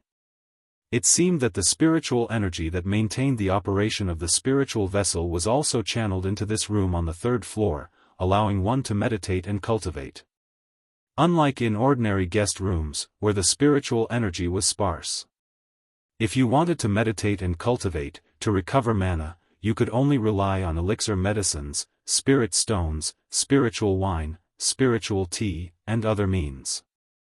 I wonder how significant this so-called favor is, and whether it's possible to get a qualification to purchase a spirit land from the Qingyun sect? Lu Chongqing didn't pay much attention to the surroundings, taking out the jade token that Qiyun True Immortal had given him from his storage bag. Regarding the favor owed to the Qingyun sect, the first thing that came to mind was to acquire the qualification to purchase spirit land through the Qingyun sect. In other aspects, he didn't really need to trouble the Qingyun sect for the time being. Later, I'll ask Shiyu about the weight of this favor, thought Lu Chongqing, holding the jade token and pondering. He planned to ask Xiaoxia what the jade token represented and how the Qingyun sect might reciprocate. In that way, he could maximize the benefits of the favor. Speaking of which, I hope this spiritual vessel won't need to return to the Qingyun sect first before heading to Jianghu Immortal City. Lu Chongqing put away the jade token and looked out at the sea of clouds outside the window. If they return to the Qingyun sect and then head to Jianghu Immortal City, it might cause a delay of a month or two. However, 5 days later, the spiritual vessel slowly came to a halt. Lu Chongqing saw a man and a woman come aboard the spiritual vessel. Are these people from the Qingyun sect? Lu Chongqing guessed. The cultivation levels of these two people, one was at the middle stage of foundation establishment, while the other was beyond his perception. Either they had some treasure to conceal their mana, or their strength surpassed foundation establishment. After a long while, he heard a knock at the door. The door opened, and Chu Qingyi was standing outside. Han Daoist friend, Chu Qingyi greeted Lu Chongqing with a bow. Although she still appeared weak and disordered in her breathing, her complexion was much improved compared to before. She was dressed in an elegant palace gown and white skirt, her long black hair casually tied into a high ponytail, carrying a sky-blue spirit sword on her back. Her phoenix eyes were narrow and determined, and her whole being was like an unsheathed sharp sword. Qingyi fairy, Lu Chongqing looked at Chu Qingyi before him. He thought to himself that her temperament was somewhat similar to Xiaoxia's usual demeanor, cold and aloof, making her difficult to approach. However, Xiaoxia's temperament lacked this edge and sharpness, and was more noble and pure. Yet this kind of female sword immortal demeanor also gave a stunning beauty to her presence. Han Daoist friend, I will remember your life-saving grace in my heart. If there is anything you need in the future, you may come to the Qingyun sect, Chu Qingyi said to Lu Chongqing. Fairy Qingyi is being too polite. If there is an opportunity, Han will certainly visit the Qingyun sect and discuss swordsmanship with Fairy Qingyi, Lu Chongqing responded with a smile and a bow. He was also willing to foster relations with such a sect prodigy. After all, every interpersonal relationship could be helpful for the future development of his family. As for other thoughts, to say there were none would naturally be impossible. Such a talented female sword immortal would indeed make a great mother of one's child. But having the relationship with Xiaoxia, he did not feel it was appropriate to make a move on her senior sister. After all, she had a core formation master. If her master found out what he was considering, he really feared a single sword strike would end him. Alright, Chu Qingyi, hearing this, showed a hint of joy in her eyes. She wasn't interested in most things, she was only interested in the sword. Previously, when Lu Chongsheng helped her with the poison, she resonated with the 7 luminary sword qi, and felt an inexplicable affinity. She wanted to discuss sword Dao with Lu Chongsheng. But on one hand, her injuries were severe, and she was not in a condition to move around. On the other hand, she didn't know how to initiate the conversation. After all, she wanted to exchange cultivation experiences and insights into the sword Dao, but others might not be willing. Now that Lu Chongsheng had taken the initiative, she was naturally very pleased. After a brief farewell, Chu Qingyi joined the 2 people who had just arrived and boarded a small spirit boat, turning into a beam of light, and quickly flew away. Next, the spiritual vessel will officially set sail back, due to an affair in our sect delaying everyone's journey. Upon arrival at Jianghu Immortal City, we will refund 30% of the ticket spirit stones as compensation, and we ask for everyone's understanding. Qiyun True Immortal's voice rang out on the spiritual vessel. This served as a simple explanation for all the passengers. As for this form of compensation, naturally, no one had any complaints. Because even if Qiyun True Immortal and Qingyun sect offered no compensation or explanation, there would be no choice but to hold one's peace. Chapter 450, Seated Dao Debate, Supreme Sect Decree, Annihilate the Xiahou Clan. _4, At last, we are setting sail. Upon hearing this voice, Lu Chongsheng exhaled deeply as he watched the spiritual vessel head back toward Jianghu Immortal City. He had thought there would be a delay of a month or 2. But at this pace, it was only a delay of 10 days to half a month. He considered that manageable. Straightaway, he took out his brush and paper and continued his work on crafting talismans. Half a month later, a spirit boat entered Qingyun sect. Upon Kaiyun Peak, Yun Wanshang saw the spirit boat and immediately transformed into a rainbow streak, shooting out toward it. She had been in seclusion when she learned of her disciple's situation and had come out to wait for Chu Qingyi's return. I pay my respects to Kaiyun True Immortal. I pay my respects to Kaiyun True Immortal. The 2 individuals on the spirit boat quickly bowed their hands in salute upon seeing Yun Wanshang. You have both worked hard. Yun Wanshang nodded. Since the Qingyun sect was too far from where the giant spiritual vessel was located, she had sent the 2 to go in her stead. She then turned with concern to Chu Qingyi, who looked pale and disordered. Qingyi, how are you faring? Master, I am unharmed, Chu Qingyi said, bowing her hands to her master. As she spoke, she reported, Master, I have fulfilled my duty without disgrace. Based on my investigation of the Xiahou family's ancestral land, the Xiahou family is likely an undercover agent for the Tian Corp sect of Jin Kingdom. There is also a hidden Yin vein below Blackwater Pool, through which the Xiahou family has been nurturing and refining corpses. Furthermore, based on my speculation, there are likely more than one false core immortal in the Xiahou family, Chu Qingyi said, sharing the information she had gathered. Undercover agents of the Heavenly Corpse sect. As I had expected. But I never imagined that the Xiahou family had concealed themselves so deeply, Yun Wanshang said, her beautiful eyes flashing coldly. To think there was a Yin vein beneath Blackwater Pool. No wonder Blackwater Pool, even though originally a low-grade second-rank spirit vein with harsh conditions, was valued by the Xiahou family, who chose to establish roots there and invested heavily in nurturing it. A false core immortal nearby commented upon hearing this. Qingyi, let's go. We will report this matter to the sect leader, Yun Wanshang said, her presence overwhelming as she and Chu Qingyi headed toward Qingyun Grand Hall. She had Chu Qingyi report the affairs of the Xiahou family truthfully to the Qingyun sect leader. The Xiahou family, Heavenly Corpse sect, the sect leader mused aloud. It seems the Xiahou family is indeed one of Heavenly Corpse sect's moles.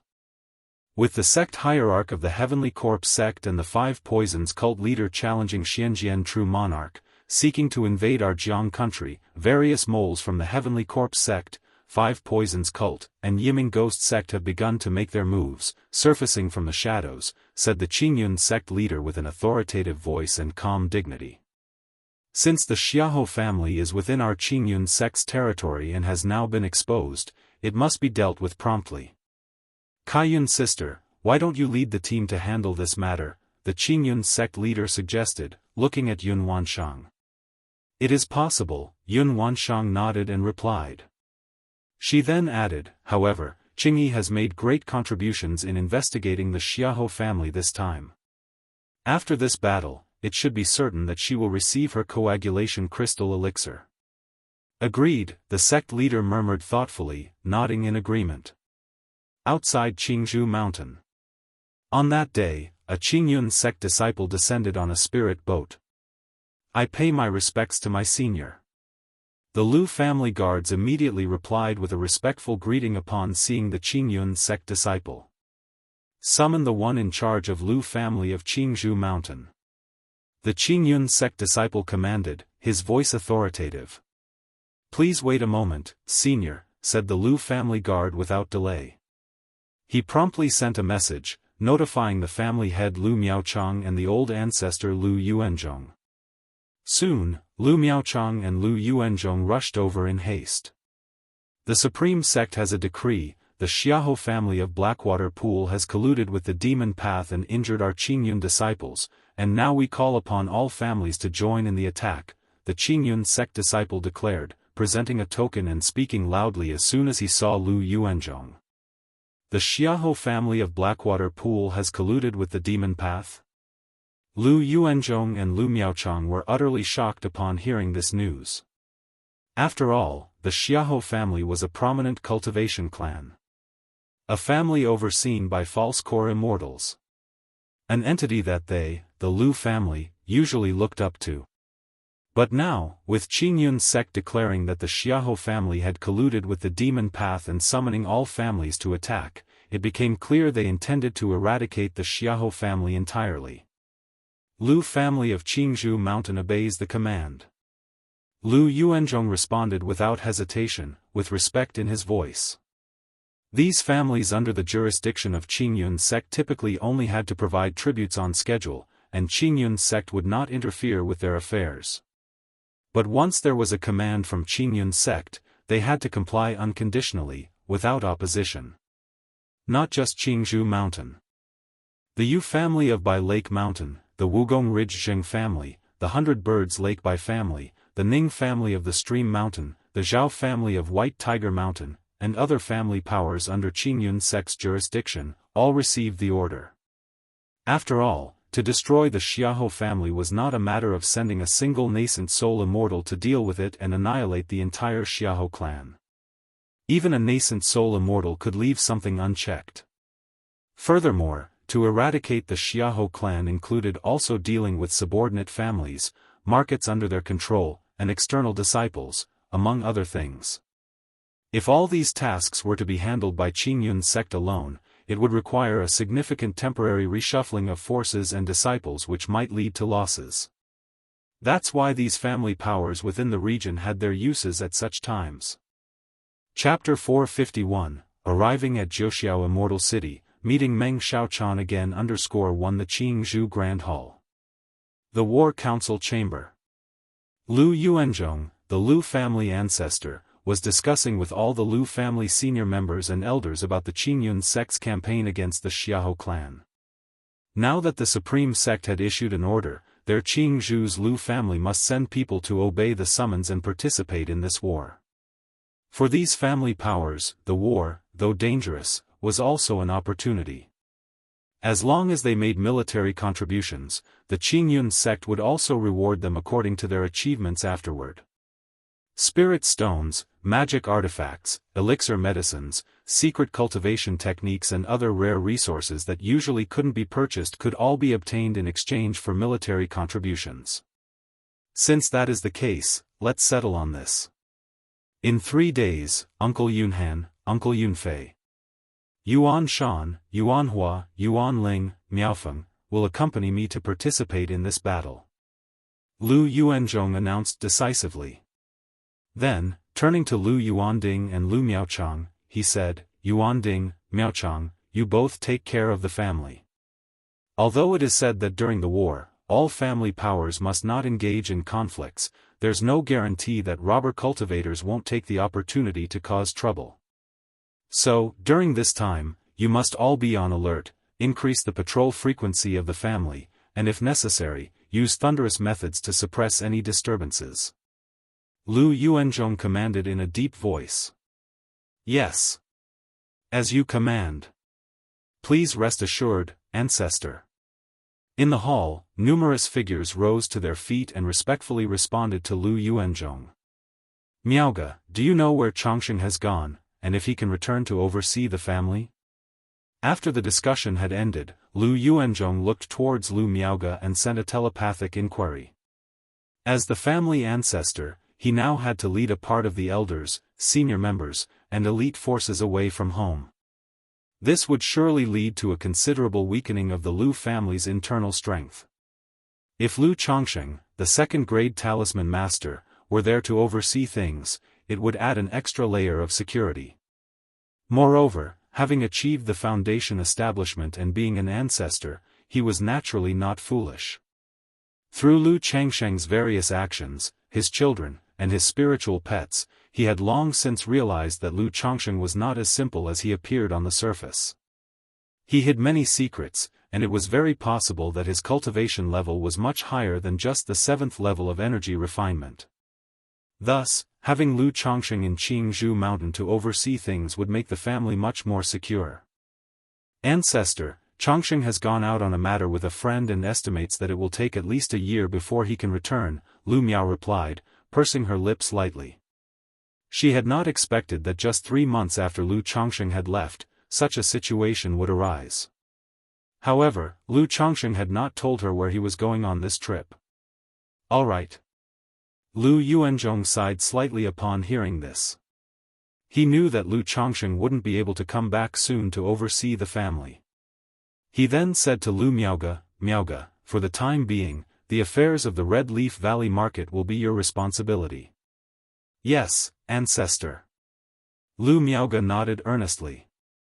With the second elder, Lu Yuanling, also accompanying Lu Yuanzhong on the trip, the responsibility for the Red Leaf Valley Market had fallen upon her. After pondering for a moment, Lu Miaoge telepathically conveyed, Ancestor, Changsheng has a foundation establishment friend from the Qingyan sect. Before he left, he said if we run into any trouble, I should seek out his friend. So please rest assured, Ancestor. Not long ago, Xiaoxia had come to the Red Leaf Valley Market to see her daughter, Lu Wangshu. She had also made the acquaintance of this Shiyu fairy. So, to reassure her own ancestor and considering that if the family really faced a great crisis or trouble, she thought of seeking help from this Shiyu fairy. In the bottom layers of the cultivation world, having a relationship with a foundation establishment friend from the immortal sects was considered a very dependable background to rely on. It could act as a deterrent and solve many problems. A foundation establishment friend from the Qingyun sect. Very good, very good. Upon hearing this, Lu Yuanzhong's eyes immediately showed a hint of pleasant surprise. He had not expected that Lu Changsheng would have such a connection. Knowing that even just a visiting foundation establishment cultivator from the immortal sects could have a certain deterrent effect when visiting Jianghu Mountain. However, thinking back to the previous battle with the Chen family, when the Chen family's betraying foundation establishment female cultivator was present, Lu Yuanzhong suddenly became curious to ask whether Lu Changsheng's friend from the immortal sects was also a female cultivator. Still, as the family ancestor, he restrained his curiosity and didn't delve into such gossip. 2 months later. We've finally arrived. Lu Changsheng stood on the deck of the spiritual vessel, overlooking the sea of clouds. He could faintly make out a towering immortal city shrouded in multicolored light below. As the spiritual vessel slowed down, the grandeur of Jiuxiao Immortal City grew larger in Lu Changsheng's view, so magnificent that the surrounding mountains seemed like mere hills to set it off. Jianghu Immortal City, so this is what an immortal city looks like. No wonder, in the vast Jianghu country cultivation realm, with many marketplaces, there are only 3 immortal cities.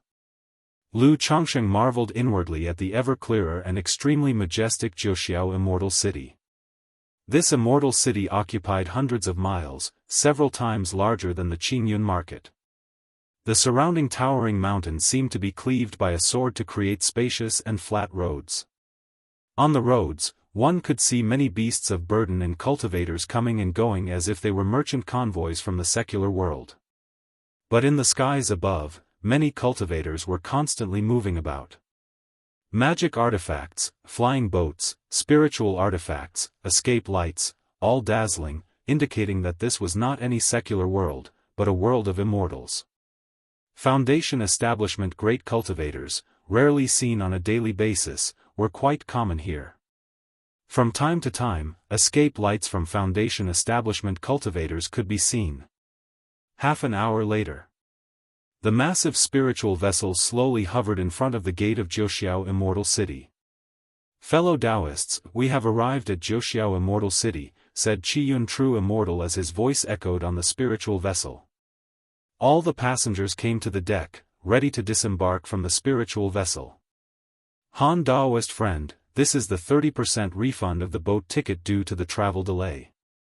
Chapter 452, Arriving at Jianghu Immortal City. Meeting Meng Xiaochan again at that moment, a Qingyun sect disciple named Xianfeng took out 3 middle-grade spirit stones and handed them to Lu Chongsheng. 30% of the ticket price. Lu Chongsheng remembered what Qiyun True Immortal had said earlier, that due to deviation from the course, delaying the journey, 30% of the ticket price would be refunded as compensation. That meant his ride on the spiritual vessel cost him 1,000 spirit stones.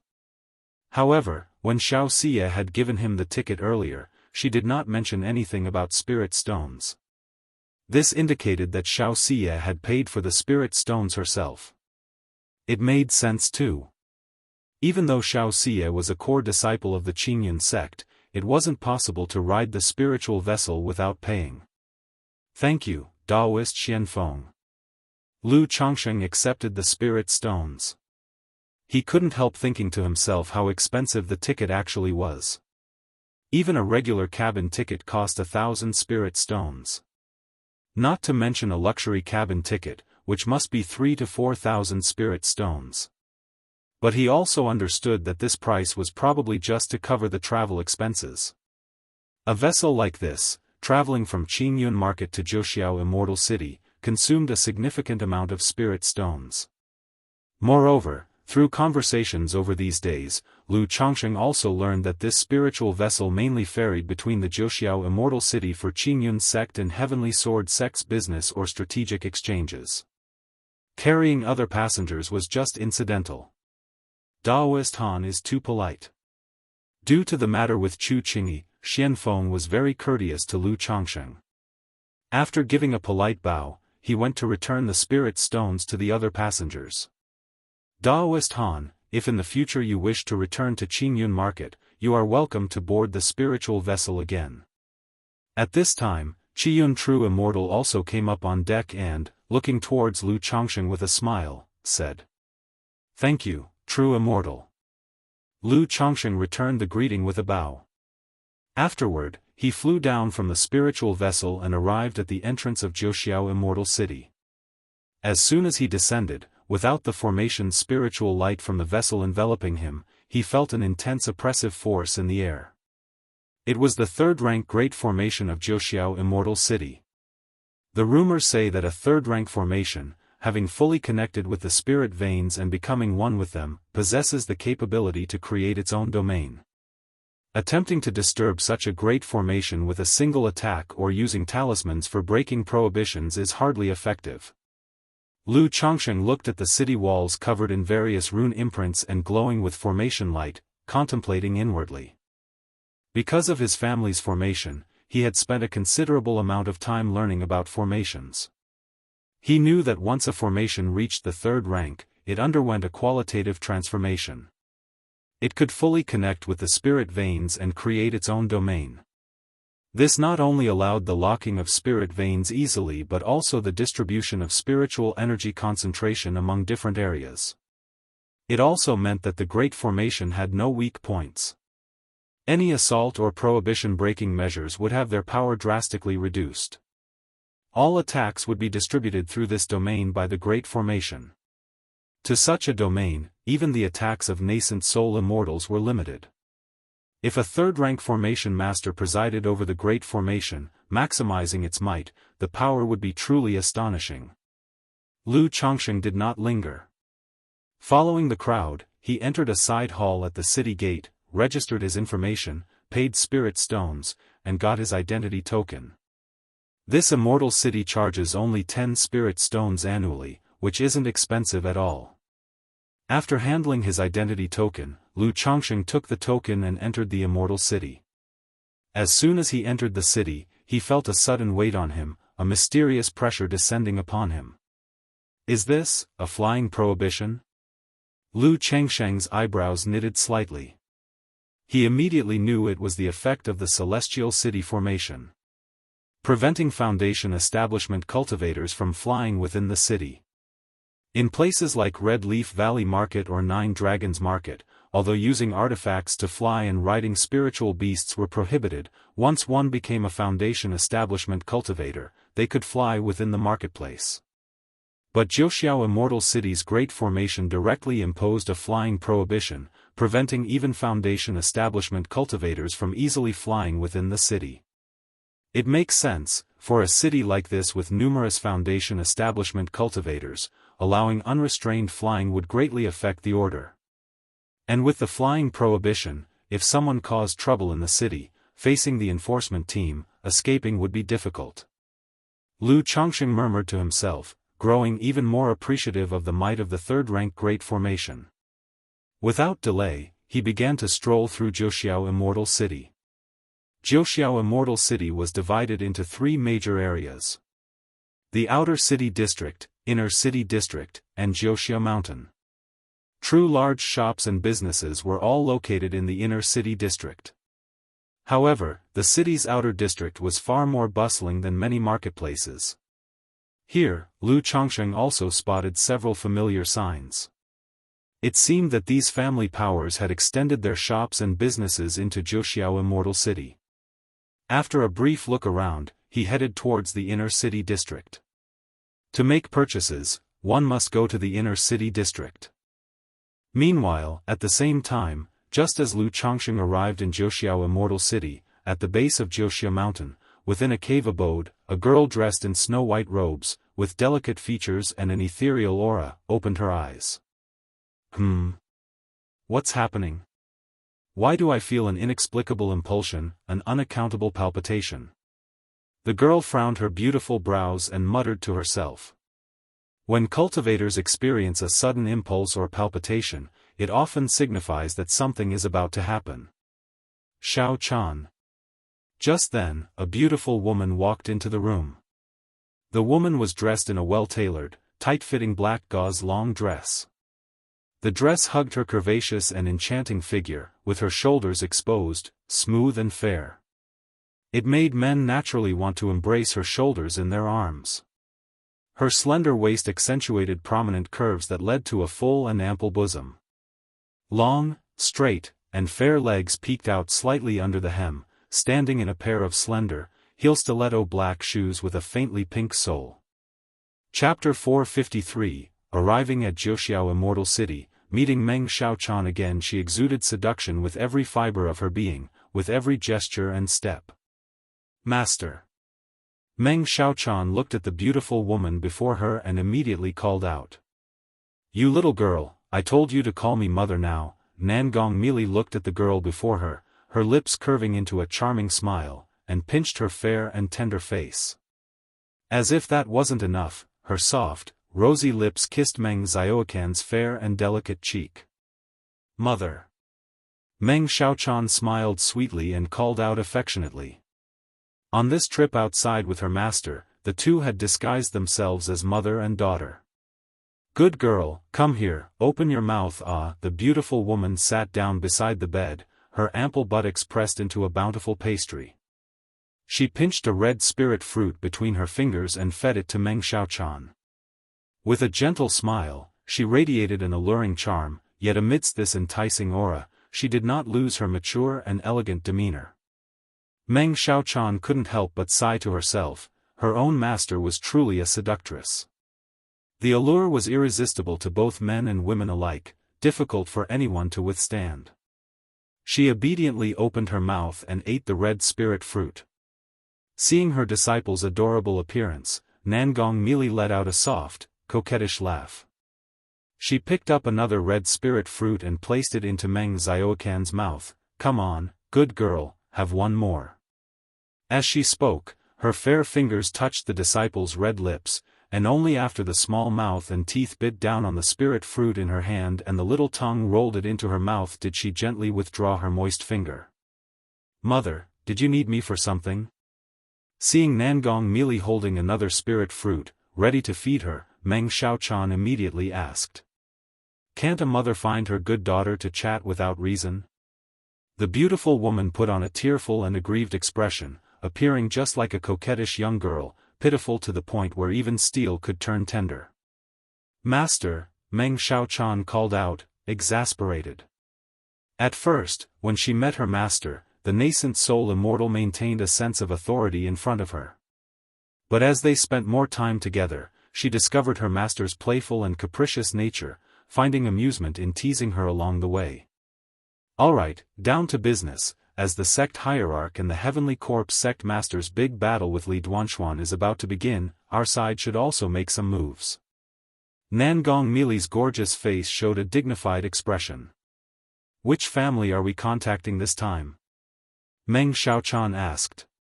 She had come to Jianghu country with her master, Nangong Mili, to contact the sleeper agents embedded there by their sect.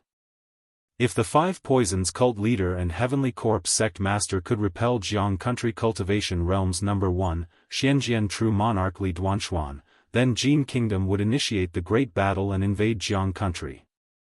At that time, those like them who had already infiltrated the Jianghu country Cultivation Realm would gather their sleeper agents and cooperate with the Jin Kingdom's forces both from within and without. We've almost contacted everyone we need to. Since we're taking action, naturally we have to target Jiuxiao Immortal City, create chaos in Jianghu country, and strike at the morale of Jianghu country, Nangong Mili said softly, pinching her face. You mean to act directly against Jiuxiao Immortal City? Upon hearing this, Meng Xiaocan's eyes widened, her mouth slightly agape. Although Nangong Mili before her was a nascent soul immortal, Jin Kingdom's three great demonic sects had also dispatched other nascent soul and false core immortals to Jianghu country. But the thought of striking such an immortal city was utterly delusional.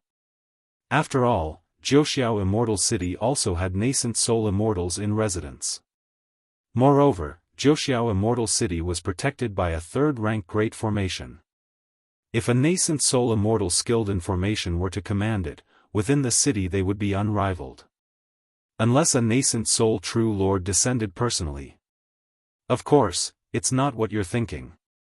You'll know when the time comes. Nangong Mili saw her disciple's expression and guessed her thoughts, pinching her face with a slightly amused air. She then affectionately took Meng Xiaocan's arm and walked out of the cave dwelling. Wainer, you're here. The moment the two stepped out of the cave, a tall and authoritative man with a hint of ferocity in his eyes brightened up and approached them. He looked at Nangong Mili, his imposing demeanor melting away as the ferociousness in his eyes disappeared, leaving only infatuation. Did you buy the things I asked for? Nangong Mili looked at the middle-aged man before her with a cold expression, void of charm, and asked in a cool voice. I have bought everything. The middle-aged man pulled out a storage bag and stepped forward eagerly, his face filled with an appeasing look. Not bad. Nangong Mili took the storage bag, glanced at it, and nodded indifferently. Then, continuing to hold Meng Xiaocan's wrist, she proceeded toward the inner city. Mother, isn't true Lord Xiang coming with us? Meng Xiaochan asked her master. But as soon as she spoke, she saw the middle-aged man looking at Nangong Mili with deep infatuation, keeping his distance from them while following closely. Recalling how Nangong Mili had told True Lord Xiang to maintain a certain distance from them, Meng Xiaochan hardly knew what to say. A nascent soul immortal, so humble in the presence of her master. The two made their way from Jiuxia Mountain to the inner city district. Walking down the bustling streets, Meng Xiaochan felt a premonition and looked ahead to a tall, robust middle-aged man with a heroic countenance.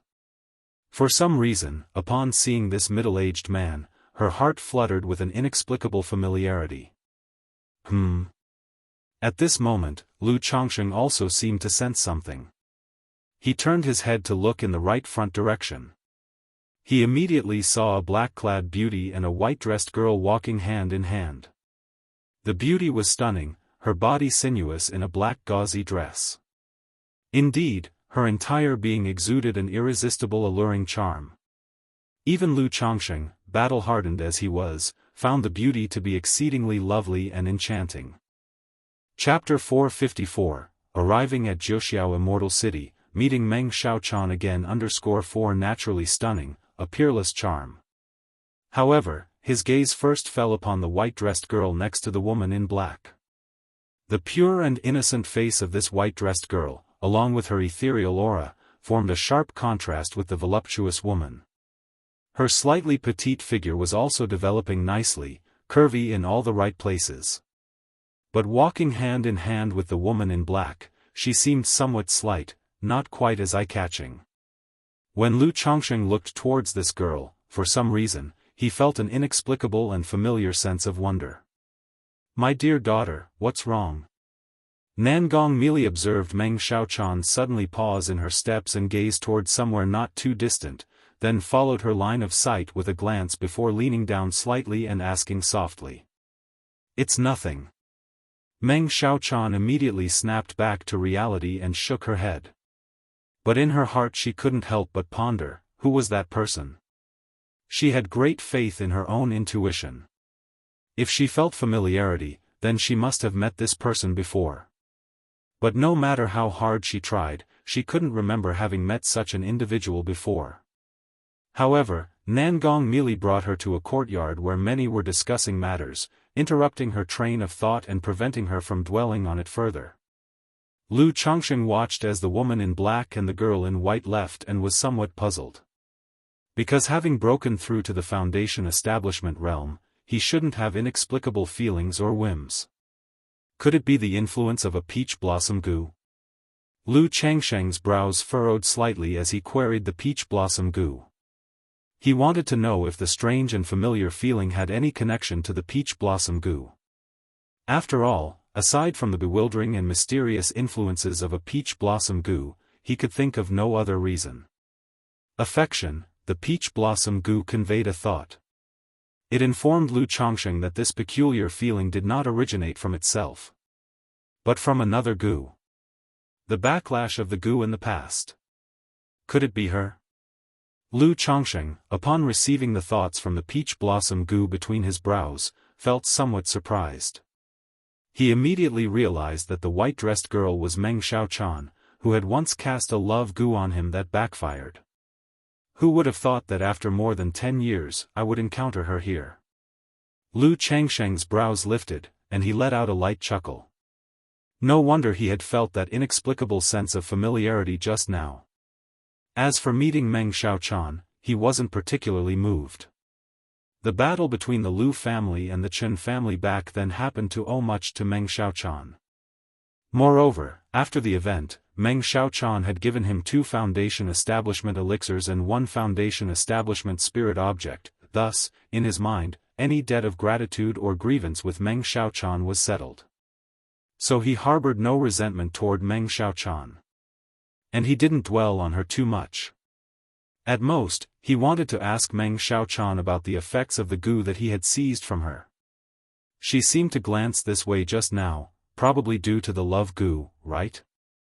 But now that I have the misty sky bead masking my aura, I wonder if she can recognize me. Lu Chongsheng mused to himself. Meng Xiaochan had disguised herself. If not for the peculiar familiar feeling just now and the hint from the peach blossom goo, he would never guess who she was. Thus, he was curious whether Meng Xiaochan could recognize him upon seeing him. If she did recognize me, would that be considered peach blossom luck? Lu Chongqing stroked his chin, recalling when Meng Xiaochan had departed. She had said she had urgent matters to attend to and couldn't stay by his side, but once those were resolved, she would spend the rest of her life with him. She must have been young then. To have reached the foundation establishment at such an age suggests that her spiritual root talent is above average. If we were to have children, their spiritual root talent would likely be quite exceptional. Lu Chongqing thought to himself. Although in the cultivation world age is not easily discerned by examining bones, and it's difficult to tell one's true age, not everyone in the cultivation world's lower echelon can afford to take elixirs of youth or practice preserving appearance techniques. Therefore, by one's outward appearance, a general estimate of their age can still be made. He remembered when he first encountered Meng Xiaochan, she was at the late stage of energy refinement, disguised as a young man, and later on, always appeared as a young girl. It suggested that she wasn't too old. Later, her ability to achieve foundation establishment on her own indicated a rather impressive spiritual root talent. There's no use counting my chickens before they hatch. And the beautiful woman by her side didn't look simple. Could she possibly be her mother? Lu Chongqing shook his head, deciding not to dwell on it any further. When he had encountered Meng Xiaochan in the past, she was always quite resourceful. The first time, she managed to survive under his talisman treasure, the golden light brick. The second time, if not for the peach blossom goo on his side, he might have fallen into her hands. The third time, she had even become a foundation establishment cultivator. Furthermore, she was able to offer him 2 foundation establishment elixirs and a foundation establishment spirit object. Such generosity was not something many foundation establishment families could afford. It revealed to him that Meng Xiaochan was no ordinary individual. Though he's now at foundation establishment, with methods comparable to those with false cores, his main purpose this time was to purchase goods. There was no need to complicate matters by contemplating taking Meng Xiaochan back for the purpose of bearing children. Moreover, as long as the love goo provided a connection, he and she were bound to unite sooner or later. There was no need to rush. Without delay, Lu Chongqing arrived at an inn, booked a room, altered his appearance with the misty sky bead within the room, changed into a blue magical robe, and headed to the largest merchant house in Jiuxiao Immortal City, the Jiuxiao Merchant House. This trip was all about making major purchases. Even with the misty sky bead in use as a disguise, it still paid to be cautious. Besides, his identity as Hanli was known to some from the Qingyun sect and other passengers aboard the spiritual vessel. Welcome to Jiuxiao Merchant House. May I know if the guest is looking to buy or sell? Upon arriving at Jiuxiao Merchant House, a beautiful female cultivator dressed in a uniformed skirt came forward to greet him. Do you have third-rank talisman-making materials? Lu Chongqing asked. Third-rank talisman-making materials?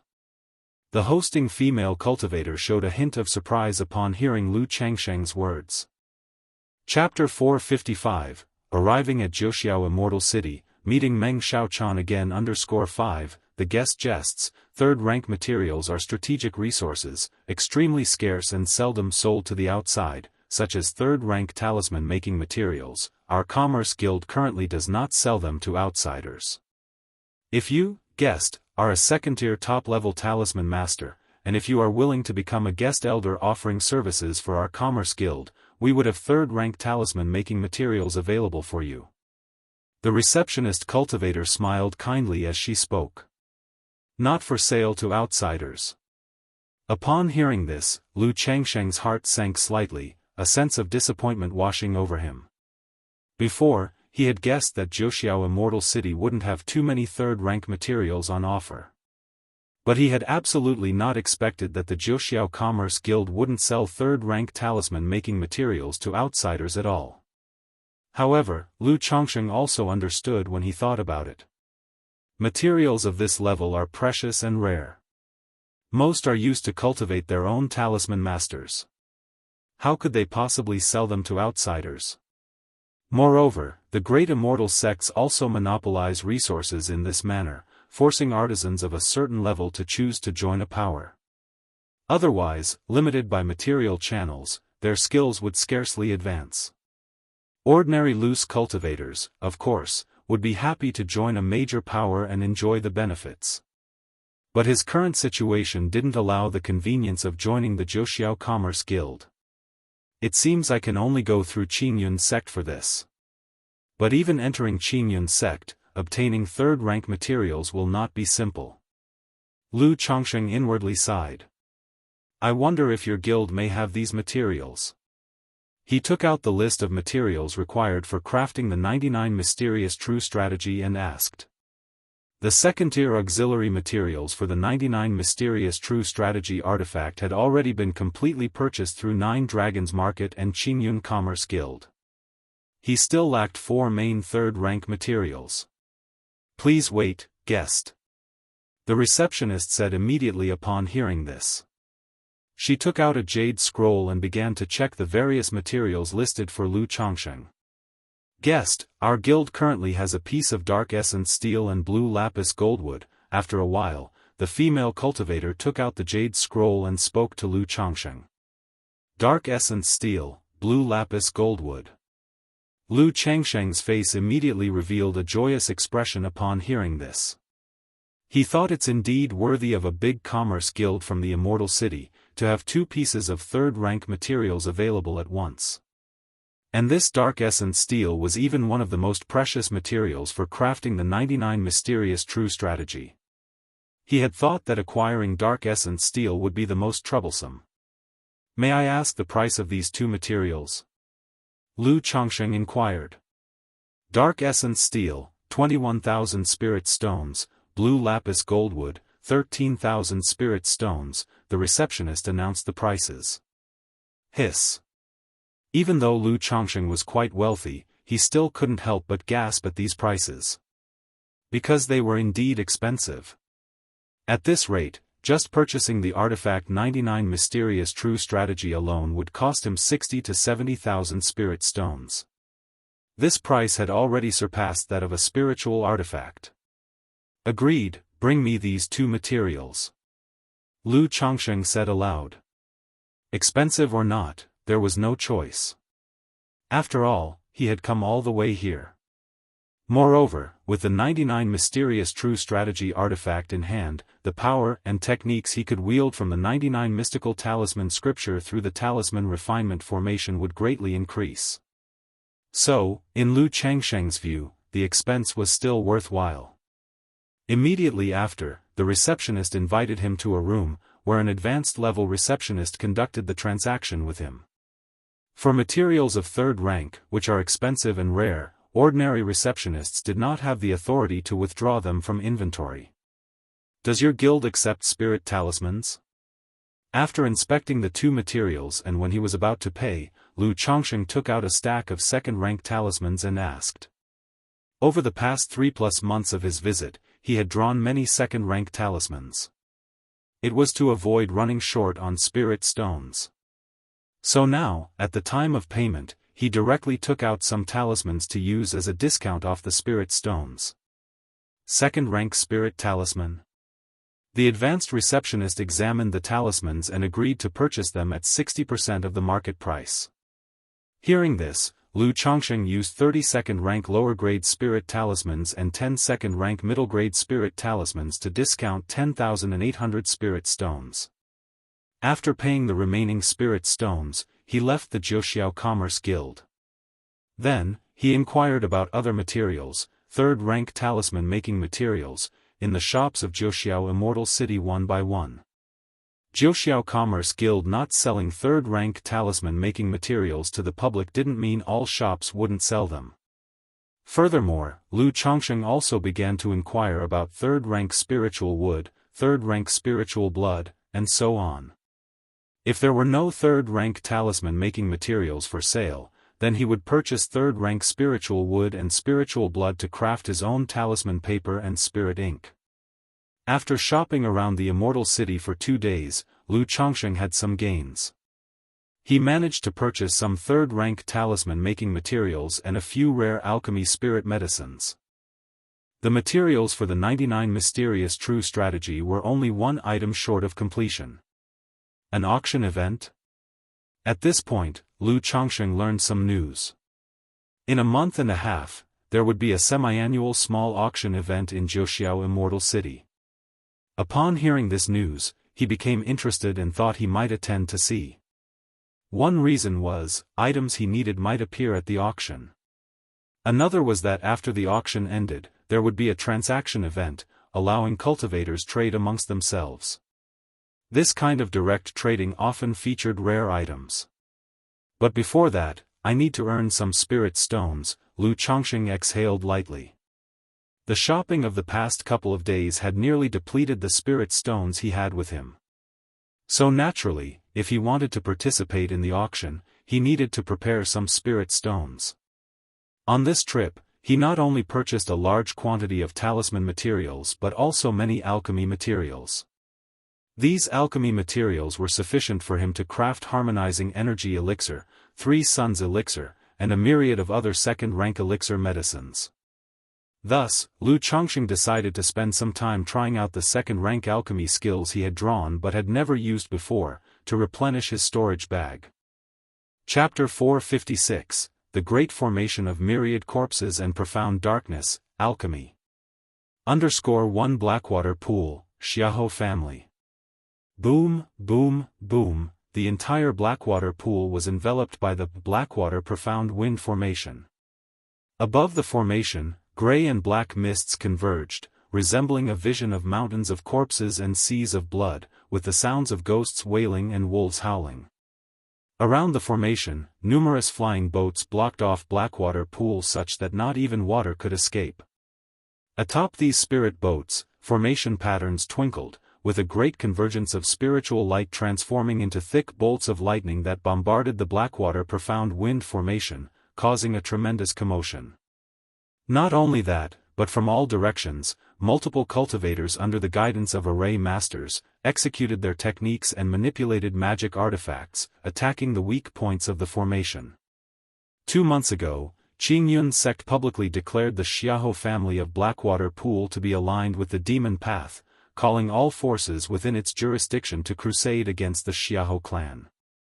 In less than a month, all subordinate family forces and marketplace scions affiliated with the Jianghu family encountered strikes, being swept clean. And for the Jianghu clan's main stronghold, Blackwater Pool, Qingyun's sect even dispatched nascent soul immortals to lead the crusade.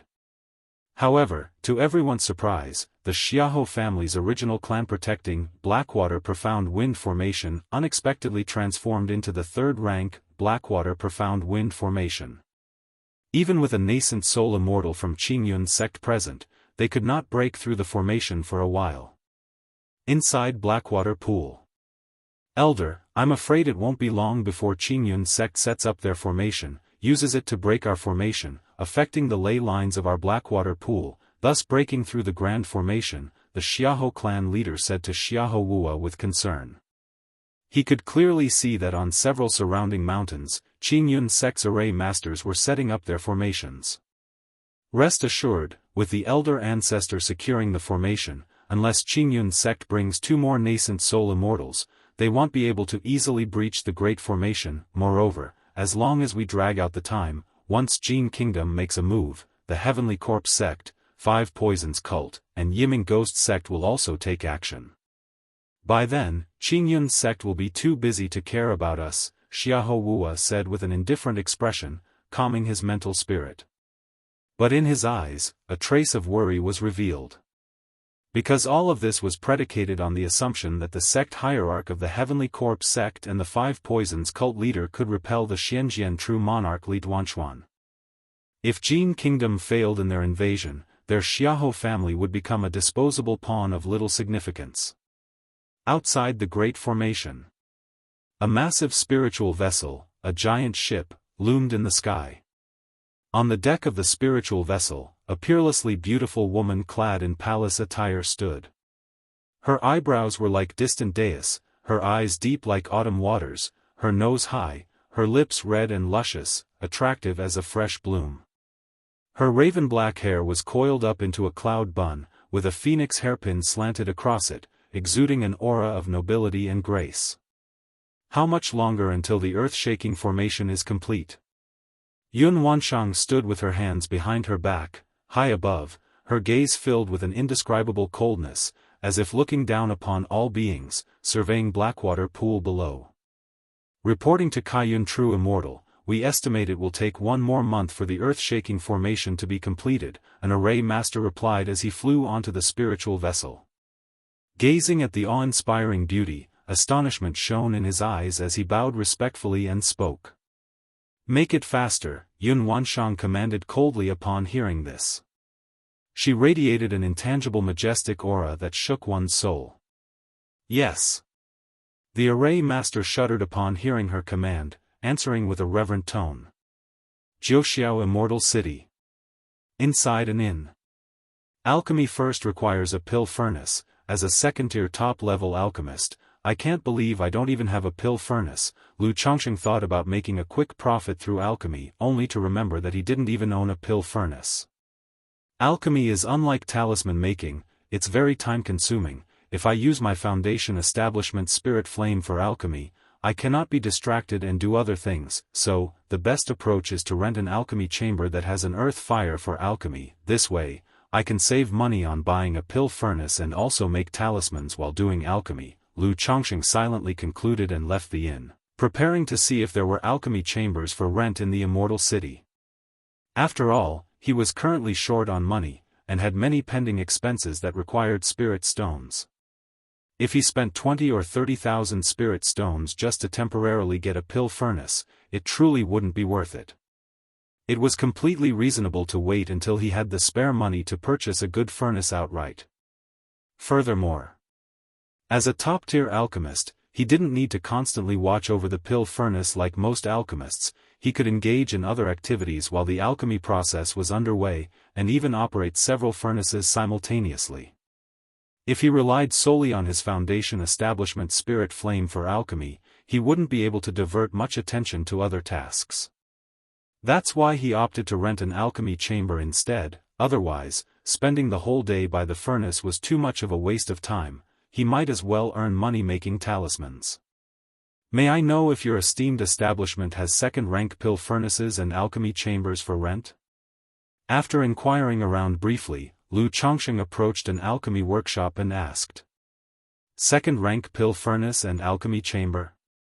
What we currently open to the public are merely near second-rank alchemy chambers, the attendant of the workshop replied, shaking her head.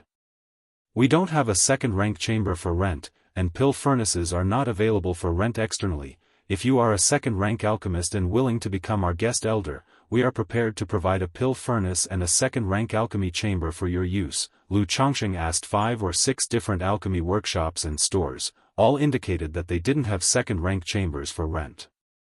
Even in Jiuxiao Immortal City, second-rank alchemists held a status. Such alchemists did not have the need to rent a second-rank alchemy chamber, as they possessed their own alchemy chambers. Chapter 457, The Great Formation of Myriad Corpses and Profound Darkness, Alchemy. And these alchemy workshops and alchemy stores mostly provide second-rank alchemy chambers for their own alchemists and do not lend them out to outsiders. Do I really have to buy a pill furnace and make elixirs at home? In that case, I'd be better off making money through talisman making. After walking out of an alchemy workshop, Lu Chongqing shook his head slightly. He had originally thought that with the high profits from alchemy, he would easily make a fortune. However, he didn't expect to be stumped by such a trivial issue. Forget it, this is the last place. If it doesn't work out, I'll put alchemy aside for the time being. When I return, I'll see about setting up an alchemy workshop in the Hongya marketplace, hiring a couple of fire-stoking boys and alchemy apprentices. Lu Chongqing gazed at the alchemy pavilion ahead, musing to himself. He then stepped forward and walked in. Inside the store, there was only one girl around 15 or 16 years of age. The girl was dressed in a goose-yellow gown, with a Sherdare hairstyle, eyes like pools of water, a cute nose, and rosy lips. Propping her fair little hand against her cheek in boredom, her small feet in delicate embroidered shoes swung under the goose-yellow gown. Upon seeing Lu Changsheng, she immediately perked up and inquired, "Welcome, may I ask what kind of elixir medicines the customer wishes to purchase? I'd like to ask if you have a second-rank pill furnace and alchemy chamber for rent?" Lu Changsheng asked, looking at the girl. "A second-rank pill furnace and alchemy chamber, that's not something we offer to the public." The girl shook her head subconsciously in refusal upon hearing this. Every alchemist dislikes others entering their own alchemy chamber or using their pill furnace. Moreover, lending it out to the public is dangerous, as mishaps such as explosions in the furnace could occur. But as soon as she spoke, she looked at Lu Changsheng and asked, "May I know if the customer is a second-rank alchemist?" "If you are a second-rank alchemist, our store does have a second-rank pill furnace and alchemy chamber available." The girl gazed at Lu Changsheng with bright, hopeful eyes. "I'm a second-rank alchemist, but am not currently interested in serving as a guest elder and being an alchemist exclusive to a store," Lu Changsheng said with a smile, shaking his head. A couple of the stores he had visited earlier were also willing to provide a second-rank pill furnace and alchemy chamber. But the condition was signing a spiritual contract to become a guest elder or an alchemist exclusive to the store. Although he possessed the Misty Sky bead, which could deceive a spiritual contract, the basic ethics in his heart prevented him from doing such a thing. "Is that so?" The girl fell into thought, biting her finger upon hearing that. "Since it's not available for public rental, then I won't disturb you anymore." Lu Changsheng didn't mind, slightly bowing his hands towards the young girl. "Senior, please wait. Our store's pill furnace and alchemy chamber are currently unused, and we can rent them to the senior. But the price is 50 spirit stones per day, with a minimum rental period of 10 days, and the spirit stones consumed by the earth fire array need to be provided by you, the senior," the girl in the yellow gown called out as Lu Changsheng started to leave. "Oh." Lu Changsheng paused in his steps, nodded to the girl, and replied, "No problem." 50 spirit stones a day was not expensive. After all, buying a second-rank pill furnace would cost at least 10,000 spirit stones.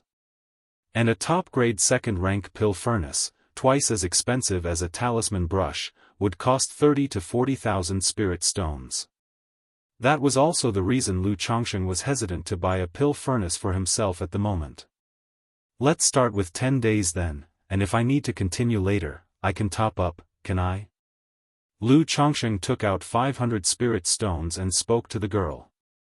"MHM, no problem, senior, please follow me." The girl nodded vigorously, a smile spreading across her face as she accepted the spirit stones. She then led Lu Changsheng to the backyard of the store, in front of a house built of black bricks. Lu Changsheng touched the black wall, feeling its chill. He knew it was made of bunka stone. This type of brick withstands high temperatures very well. Most alchemy and artifact refinement rooms are constructed of this material. Otherwise, the mere heat from earth fire alone would melt most materials. "Senior, this is our alchemy chamber. The fire is very stable, enough to produce most types of elixir medicines," said the girl as she took out a token and unlocked the chamber's restraint. The interior wasn't large, only 40 to 50 square meters, clean and simple. On each of the 4 walls hung a gourd the size of a fist. In the center of the room lay a flat circular stone platform about a meter wide made from bunka stone, only half a foot tall. Around the outer edge of the round platform were inlaid 8 small, fiery red dragon heads, lively and vivid. Their mouths were slightly raised, pointing directly at the space above the center of the platform, poised as if to spout fire. "How is this used?" Lu Changsheng looked at the alchemy chamber, knowing that the round platform was the mouth of earth fire, and asked aloud. "The senior doesn't know?" The girl tilted her small head, looking somewhat surprised. In Jianghu Immortal City, anyone wishing to open an alchemy or artifact refining shop that requires access to earth fire must apply through the city administration. Thus, the alchemy chambers in Jiuxiao Immortal City are mostly similar. It's my first time in Jiuxiao Immortal City, Lu Chongqing explained. So that's how it is, the girl said, understandingly. Then she comprehended why Lu Chongqing needed to rent the alchemy chamber. She immediately stepped forward adorably and pointed at the round platform, explaining, "This is the earth-fire mouth of the alchemy chamber. The earth fire needed for alchemy is spouted from these 8 dragon heads. Senior, here you can adjust the size and height of the flames. For the specific method of operation, the senior can check this jade slip," said the girl as she finished her brief introduction, handing Lu Chongqing a jade slip. Good, Lu Chongqing took the jade slip and quickly glanced over it.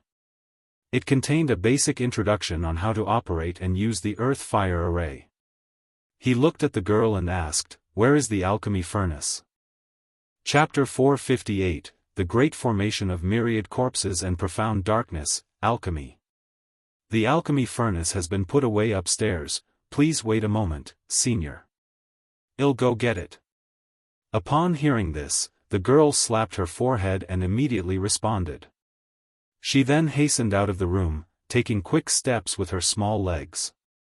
It seems that this shop must seriously mismanaged, Lu Chongqing said as he watched the girl, shaking his head slightly. Only the girl was in the shop. Considering her bored demeanor a moment ago and the display case in the shop with mostly first-grade elixir medicines, he roughly judged that the current situation of the shop was not very good. The few alchemy shops he had just visited, no matter how poor, all had 1 or 2 reception apprentices. Moreover, looking at the clean state of the alchemy chamber and the pill furnace being put away, it meant there probably was no alchemist present either. Senior, the alchemy furnace, the girl returned to the room in a short while, taking out a half-man-tall, reddish-bronze cloud-patterned alchemy furnace from her storage bag. "Thank you very much," Lu Chongqing said as he looked at the pill furnace in front of him, mana flowing within his body, immediately causing the furnace to steadily land atop the 8 fire-breathing dragon heads. "Oh, senior, inside these gourds is Mars sand, which can temporarily strengthen the power of the earth fire. If you find the temperature of the earth fire insufficient and need a greater blaze to increase its power, feel free to add Mars sand." "This is complimentary," the girl said, pointing to the gourds on the wall. "Thank you very much," Lu Chongqing nodded and said with a smile. "Alright, senior, please proceed with your alchemy. I won't disturb you any further, I'll be in the front shop all the time, just call me if you need anything. By the way, my name is Li Xingyu," the girl in the yellow skirt voiced. "Haha, thank you for your trouble, Miss Li," Lu Chongqing replied, nodding. After speaking, he added, "My name is Yi Fan." "Alright, Senior Yi." Upon hearing this name, the girl's eyes instantly curved into crescents, beaming with a smile. She knew that since the other party was willing to share his name, it meant that their relationship had also become closer. "This Senior Yi seems easy to talk to. I wonder if my sister can recruit him as a resident alchemist. If we haven't managed to invite a resident alchemist, I wonder if I could ask Senior Yi for this favor," thought the girl as she left the alchemy chamber. Huff. After the girl left, Lu Chongqing closed the door to the alchemy chamber and began to prepare for alchemy. He first embedded 3 middle-grade spirit stones into the earth fire array. Then, following the spell from the jade slip, he cast 8 streaks of red light upon the dragon heads. Pfft! The dragon heads immediately absorbed the red light, then spouted streaks of purple flames from their maws. The alchemy chamber was filled with a surge of intense heat. "Let's start with a furnace of harmonizing energy elixir to warm up the hands." Lu Chongqing prepared to first refine a furnace of harmonizing energy elixir, which aids those at the foundation establishment cultivation. "Rise." He looked at the pill furnace and with a hand gesture, cast a ray of spiritual light. Behold, the lid of the furnace flew up, and a stream of spiritual water rushed into the pill furnace, cleaning it thoroughly. Then, with a slap to his storage bag, multiple spiritual medicines flew one by one into the pill furnace for refinement. Blue moon grass, citrus ghost flower, bamboo cloud juice. Although it was his first time performing alchemy, Lu Chongqing was not the slightest bit nervous, exuding a quiet calm. With his second-rank alchemy skills, a common second-grade elixir like the harmonizing energy elixir was something he could handle with ease. Just like that, Lu Chongsheng placed all the required spiritual medicines into the pill furnace, then replaced the lid perfectly. This step was executed flawlessly, without a single mistake. Watching the flames slowly burning and refining the spiritual medicines, Lu Chongsheng casually took out a talisman brush, talisman paper, and spirit ink and began drawing. Taking advantage of the free time during alchemy, he started crafting a few spirit talismans. If anyone were to witness this scene, they would likely be too astonished to speak. Chapter 459, The Pitiable Pair of Sisters _1 Jiangzhou, Dongning City. Lu Pingan, it was really nice meeting you. Don't worry, once I become a disciple of the Heavenly Sword sect and a great sword immortal, they'll bring you along for cultivation. A girl in black stood on tiptoe, patted the shoulder of the boy who was a head taller than her, and said goodbye to him. If that's the case, then I wish Miss Qin a safe journey. Upon hearing this, Lu Pingan cracked a smile. Then, he took out a stack of talisman elixirs and 3 porcelain bottles from his chest and said, "Right, the road is long and arduous, these are for you." "For me?" The girl looked at the talisman elixirs and porcelain bottles in the boy's hands, her little face frozen in surprise. She knew he had many spirit talismans and elixir medicines at his side. But she didn't expect him to give them all to her at this moment. Qin sized up Lu Pingan and said, "Lu Pingan, did you get your head caught in a door when you were little?" "Not really, but when I was little, I chased after Xiao He every day and often got flung around by its tail," Lu Pingan said, scratching his head. The girl in black knew that Xiao He was a big wolf dog raised in Lu Pingan's family. She raised an eyebrow, her small face wrinkled slightly, crossed her arms, and turned slightly to the side, squinting at Lu Pingan. "Lu Pingan, do you like me or something?" Lu Pingan was stunned upon hearing this, as if turned into stone. He. The usually expressionless cold-faced girl, much like Lu Pingan, cracked a smile, her eyebrows lifting. She then gave Lu Pingan a thumbs up, complimenting, "Not bad taste. However, I, Qin Yi, plan to be a peerless sword immortal in the future, so the man I, Qin Yi, like must be the most formidable sword immortal in the world." "Lu Pingan, I can only let you down, sorry about that," she said, chin up and chest out. "Miss Qin, you've misunderstood, I don't have feelings for you. It's just that going to the Heavenly Sword sect is perilous and far." Lu Pingan waved his hands hurriedly, trying to explain. The girl raised an eyebrow, looking into Lu Pingan's eyes, leaning in slightly and holding out her arm with thumb and forefinger almost touching, she asked, "Not even a little bit of liking?" "None. Miss Qin, please be assured, I absolutely don't have feelings for you." Lu Pingan leaned slightly back, his denial coming firm and decisive. The girl withdrew her hand, heaving a deep sigh as she looked at Lu Pingan. She shook her head. "Lu Pingan, oh Lu Pingan, you're such a simpleton. If you ever get married, you'd be the kind of husband that would drive someone to want to smack you dead." "How could that be?" "I'm not stupid. If I really got a wife, that would be a different story. I definitely wouldn't let her be wronged," Lu Pingan earnestly replied. "Not stupid," Qin Yi said with disbelief, her face full of irony. After a year together, she thought Lu Pingan was just like a foolish son of a landlord. If she hadn't met him, he probably would have been cheated into working in mines. "Miss Qin, just take them. I promised my dad and mom I'd be out for at most 3 years. It's been 2 years since I left, and I should be heading home. I need these things." Lu Pingan passed the talisman elixirs to Qin Yi. After speaking, he said with a smile, "Consider it an early investment in you, the future great sword immortal." "Alright, since that's the case, I'll accept it," Qin Yi said after hearing this, pursing her lips. "Be careful on the road.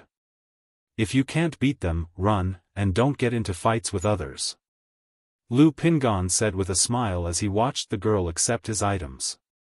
Lu Pingon, what kind of talk is that? The person in front of you is me, Qin Yi, the future great sword immortal, remember that, the girl said, looking up and staring at Lu Pingon. I get it, that's why you should be more careful. If you die before you even reach the heavenly sword sect and become a great sword immortal, that would be a real pity. I'm still waiting for you to become a great sword immortal so I can bask in your glory, Lu Pingon said with a laugh. He, influenced by his father Lu Changsheng, also enjoyed smiling a lot. However, his smile gave others a feeling of honesty and straightforwardness. Lu Pingon, you really act like a nagging old lady.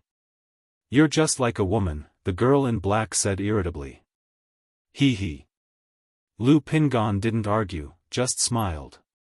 Lu Pingon, what are your plans for the future? Qin Yi asked. My mother has always hoped that I would settle down early. If my dad hadn't agreed, she wouldn't have let me travel. Now that I'm returning, I should listen to my mom, get married, have children, and take care of family matters, Lu Pingon said after some thought. Yet as he spoke, his face revealed a tinge of wistfulness. He had always yearned for the path of cultivation. Especially this year, traveling the secular cultivation world with Qin Yi. Experiencing many things he had never seen before. Made him yearn even more for this fascinating world. But without a spiritual root, he was destined to be unable to cultivate and could only remain immortal. Moreover, as the eldest son in his family, he had to set a good example and not disappoint his parents. Both his parents hoped he would marry and establish himself soon. So after being away for so long, it was time to return home and follow their plans. The girl in black listened to this and fell silent for a moment. She naturally knew the divide between immortals and mortals. Without a spiritual root, one couldn't embark on the path of cultivation. As for her earlier words about taking Lu Pingon to cultivate once she became a great sword immortal, she couldn't bring herself to say it now. After all, she was just a cultivator who had recently broken through to the 4th level energy refinement. Well, take care, Lu Pingon said with a smile after seeing Qin Yi's expression. I'm off, until we meet again. The girl looked up at the earnest and handsome young man before her and said aloud. Until we meet again. Chapter 460, The Pitiable Pair of Sisters. Lu Pingon spoke softly. Just like that, Lu Pingon watched as Qin Yi left. Qin Yi didn't look back. She knew Lu Pingon was watching her. But she dared not turn around and just walked away briskly. With the separation, both of them felt a void in their hearts. Jiuxiao Immortal City. Treasure Elixir Pavilion, inside the alchemy chamber.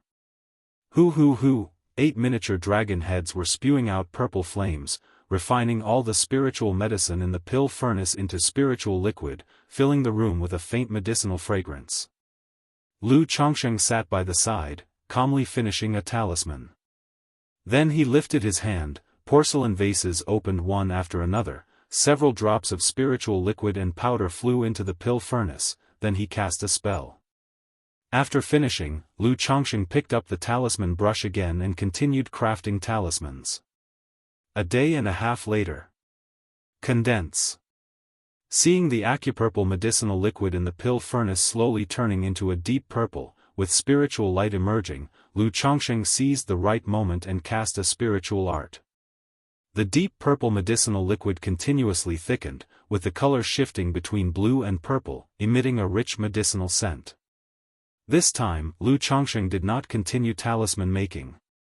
Instead, he quietly watched the crimson pill furnace, using a fire-controlling technique to manage the intensity of the flames. Open. As soon as the spirit pills in the pill furnace took shape and the spiritual light blossomed, Lu Changsheng shouted clearly, forming hand seals to employ the furnace opening spell. The lid of the furnace flew off and steam diffused out, with strands of acupurple light swirling around, spreading the medicinal scent in all directions. Whoosh whoosh whoosh, with a wave of heat, mana enveloped 19 elixir medicines, which flew into Lu Changsheng's hands. Not bad, 19 elixirs produced, 13 of fine quality and 6 of exceptional quality, Lu Chongsheng said as he inspected the lustrous elixir medicines in his hand and nodded slightly. Elixir medicines varied in quality. They could generally be classified as inferior, standard, fine, and exceptional. Inferior elixir medicines are considered substandard. Although consumable, their effectiveness is poor, and they contain high elixir toxicity. Excessive use can harm the body. Fine and exceptional elixir medicines not only have better efficacy but also contain less elixir toxicity. The elixir medicines sold in the marketplace are mostly standard or fine quality, with exceptional elixirs being quite rare. Yet, for Lu Changsheng's first time refining elixirs, he produced 19, with 13 of fine quality and 6 of exceptional quality, which was truly remarkable. The cost of this batch of elixir medicines is roughly 100 spirit stones, Lu Chongsheng mused. 19 elixirs, if calculated like this, the profit is actually about the same as what I get from making second-rank talismans. However, since the elixirs I've refined are either fine or exceptional quality, their price can be quite a bit higher, he added. Lu Chongsheng briefly calculated the profit from this batch of elixir medicines. Back then, at the Elixir Cauldron Pavilion of Qingyun Market, he had purchased a bottle of harmonizing energy elixirs, spending 1,200 spirit stones. A bottle contained 10 elixir medicines. That is to say, this batch could sell for over 2,000 spirit stones, almost 20 times the profit. But the harmonizing energy elixirs he purchased were all standard quality. If they were of fine or exceptional quality, the price could be expected to be 2 to 3 times higher, or even more. After all, there are always wealthy individuals willing to spend more for that extra bit of efficacy and a little less elixir toxicity. Of course, harmonizing energy elixir is just the most common type of second-rank elixir. If high-difficulty elixirs like Three Suns elixir or Breakthrough elixir are refined, the profit margin could be considerably higher, he continued. And if it's possible to concoct foundation establishment elixirs or coagulation crystal elixirs, the profits would be even more substantial, he noted. However, the materials for these elixirs are quite rare, and they can't be produced in large quantities. Moreover, one of the reasons alchemists are so sought after is that many cultivators are willing to provide their own materials and pay for elixir concoction services. If the alchemy fails, there's no need to compensate, and if it succeeds, not only do the excess materials go into your pocket, but there's also a generous bonus. That's what makes the alchemists in demand. Having been in the cultivation world for a while now, Lu Chongsheng understood the reasons why alchemists hold a slightly higher status than talisman masters. It's because the demand for, and the rarity of, certain elixirs exceeds that of talismans. An alchemist who earns a good reputation will have an endless stream of cultivators seeking his services for pill concoction. There's no need to busy oneself with daily alchemy to earn spirit stones. When I return, and reveal my foundation establishment strength, I can also gradually show off my alchemy skills, he planned. After a few years, once I've built a reputation as a Master Lu, the dual expert of elixirs and talismans, not only will wealth flow in, but numerous people will also come seeking my services for talisman making and alchemy, he envisioned. And I can recruit loads of talisman apprentices and alchemy apprentices to work for me. Lu Chongsheng contemplated in his heart. Although he now had more than 30 children with spiritual roots, he planned for those without the talent to follow the path of craftspeople. But with the high barriers to entry in the 100 arts of cultivation, it's not likely that every child could achieve success. Even if all did become craftspeople, Lu Chongsheng certainly wouldn't exploit his children, having them toil day in and day out concocting pills and crafting talismans for money. Who would build their development on internal exploitation? He established the family with the intention of providing an excellent environment for his descendants to grow. If he resorted to internal exploitation, that would be a deviation from his path. Thus, he intended to train a few talented apprentices to work for his family once it was established. In the cultivation world, people are the least valuable commodity. Even if they have spiritual roots or talent, it remains the same. Given his current second-rank talisman master status, if he were willing to recruit talisman apprentices from outside, countless individuals would be eager to apprentice and sign spiritual contracts. Sigh, I never thought I'd take the path of exploitation, Lu Chongqing exhaled lightly, shaking his head. He took out a white jade porcelain vase and put all the elixir medicines into it. Afterward, he looked at the pill furnace in front of him, formed hand seals for controlling fire, cleaned the furnace, and had various spiritual medicines enter the pill furnace, continuing with alchemy. Chapter 461, The pitiable pair of sisters. Li Xingrua dragged her weary body toward her family's shop. Without a second-rank alchemist presiding, not only has business dwindled greatly, but we also can't pass the triennial shop assessment. Dad, Mom, what should I do? Li Xingrua looked at her deserted treasure elixir pavilion and heaved a deep sigh. She was born into a cultivation family. Her father was a foundation establishment cultivator and a second-rank alchemist. Her mother was also a foundation establishment cultivator. Under these circumstances, she could be considered to have been born with a silver spoon in her mouth. Thus, she was like a star cherished by all from a young age. But a year ago, everything changed. Her parents encountered a heretic cultivator during a trip and both perished, leaving behind her and her younger sister. Confronted with such a situation, their family did not offer concern or aid, but even tried to snatch the properties under her parents' names and force her sister into marriage. Luckily, thanks to her parents' connections, the family did not push them too hard. So she abandoned many of the family assets, took her sister, and came to Jianghu Immortal City, relying on this treasure elixir pavilion for a living.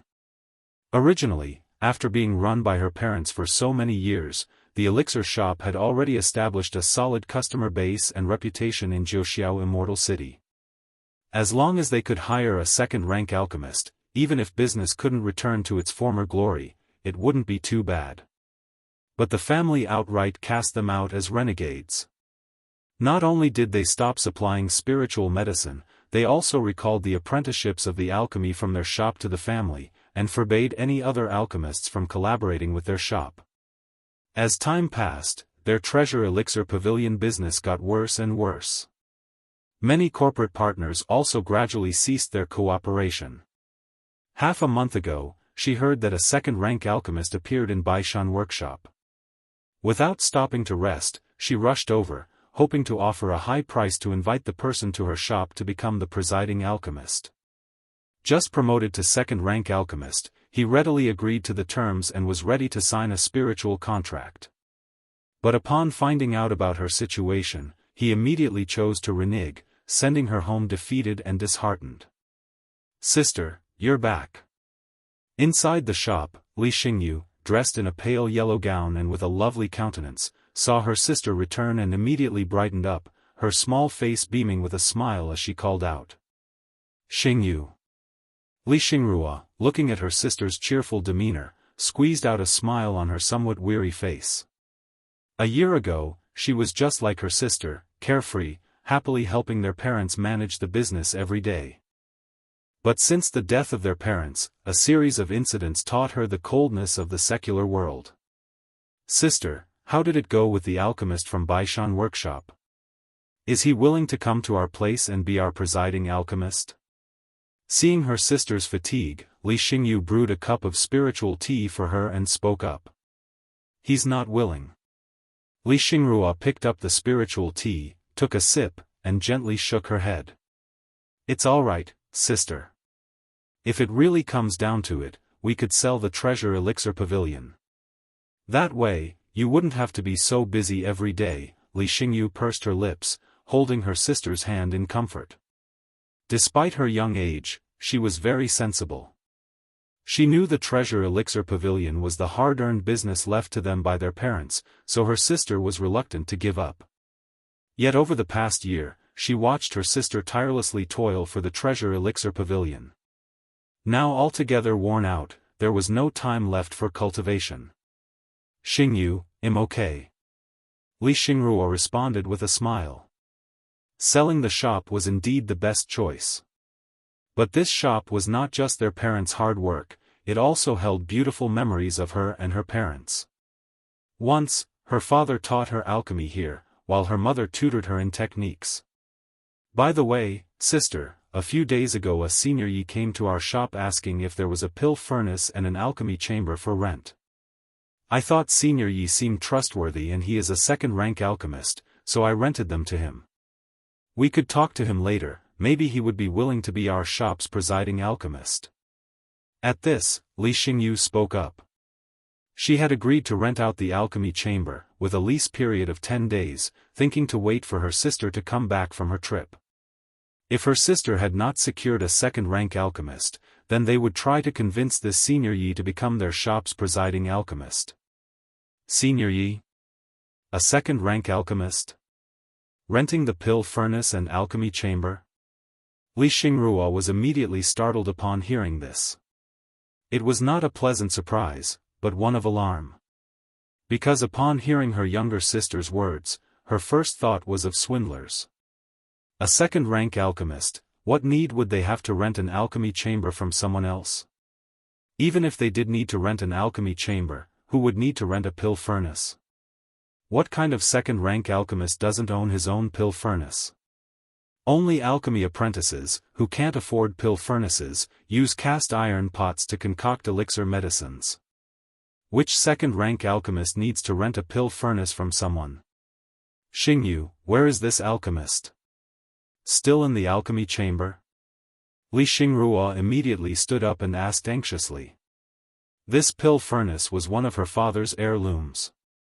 It was also the most precious item in the shop at the moment.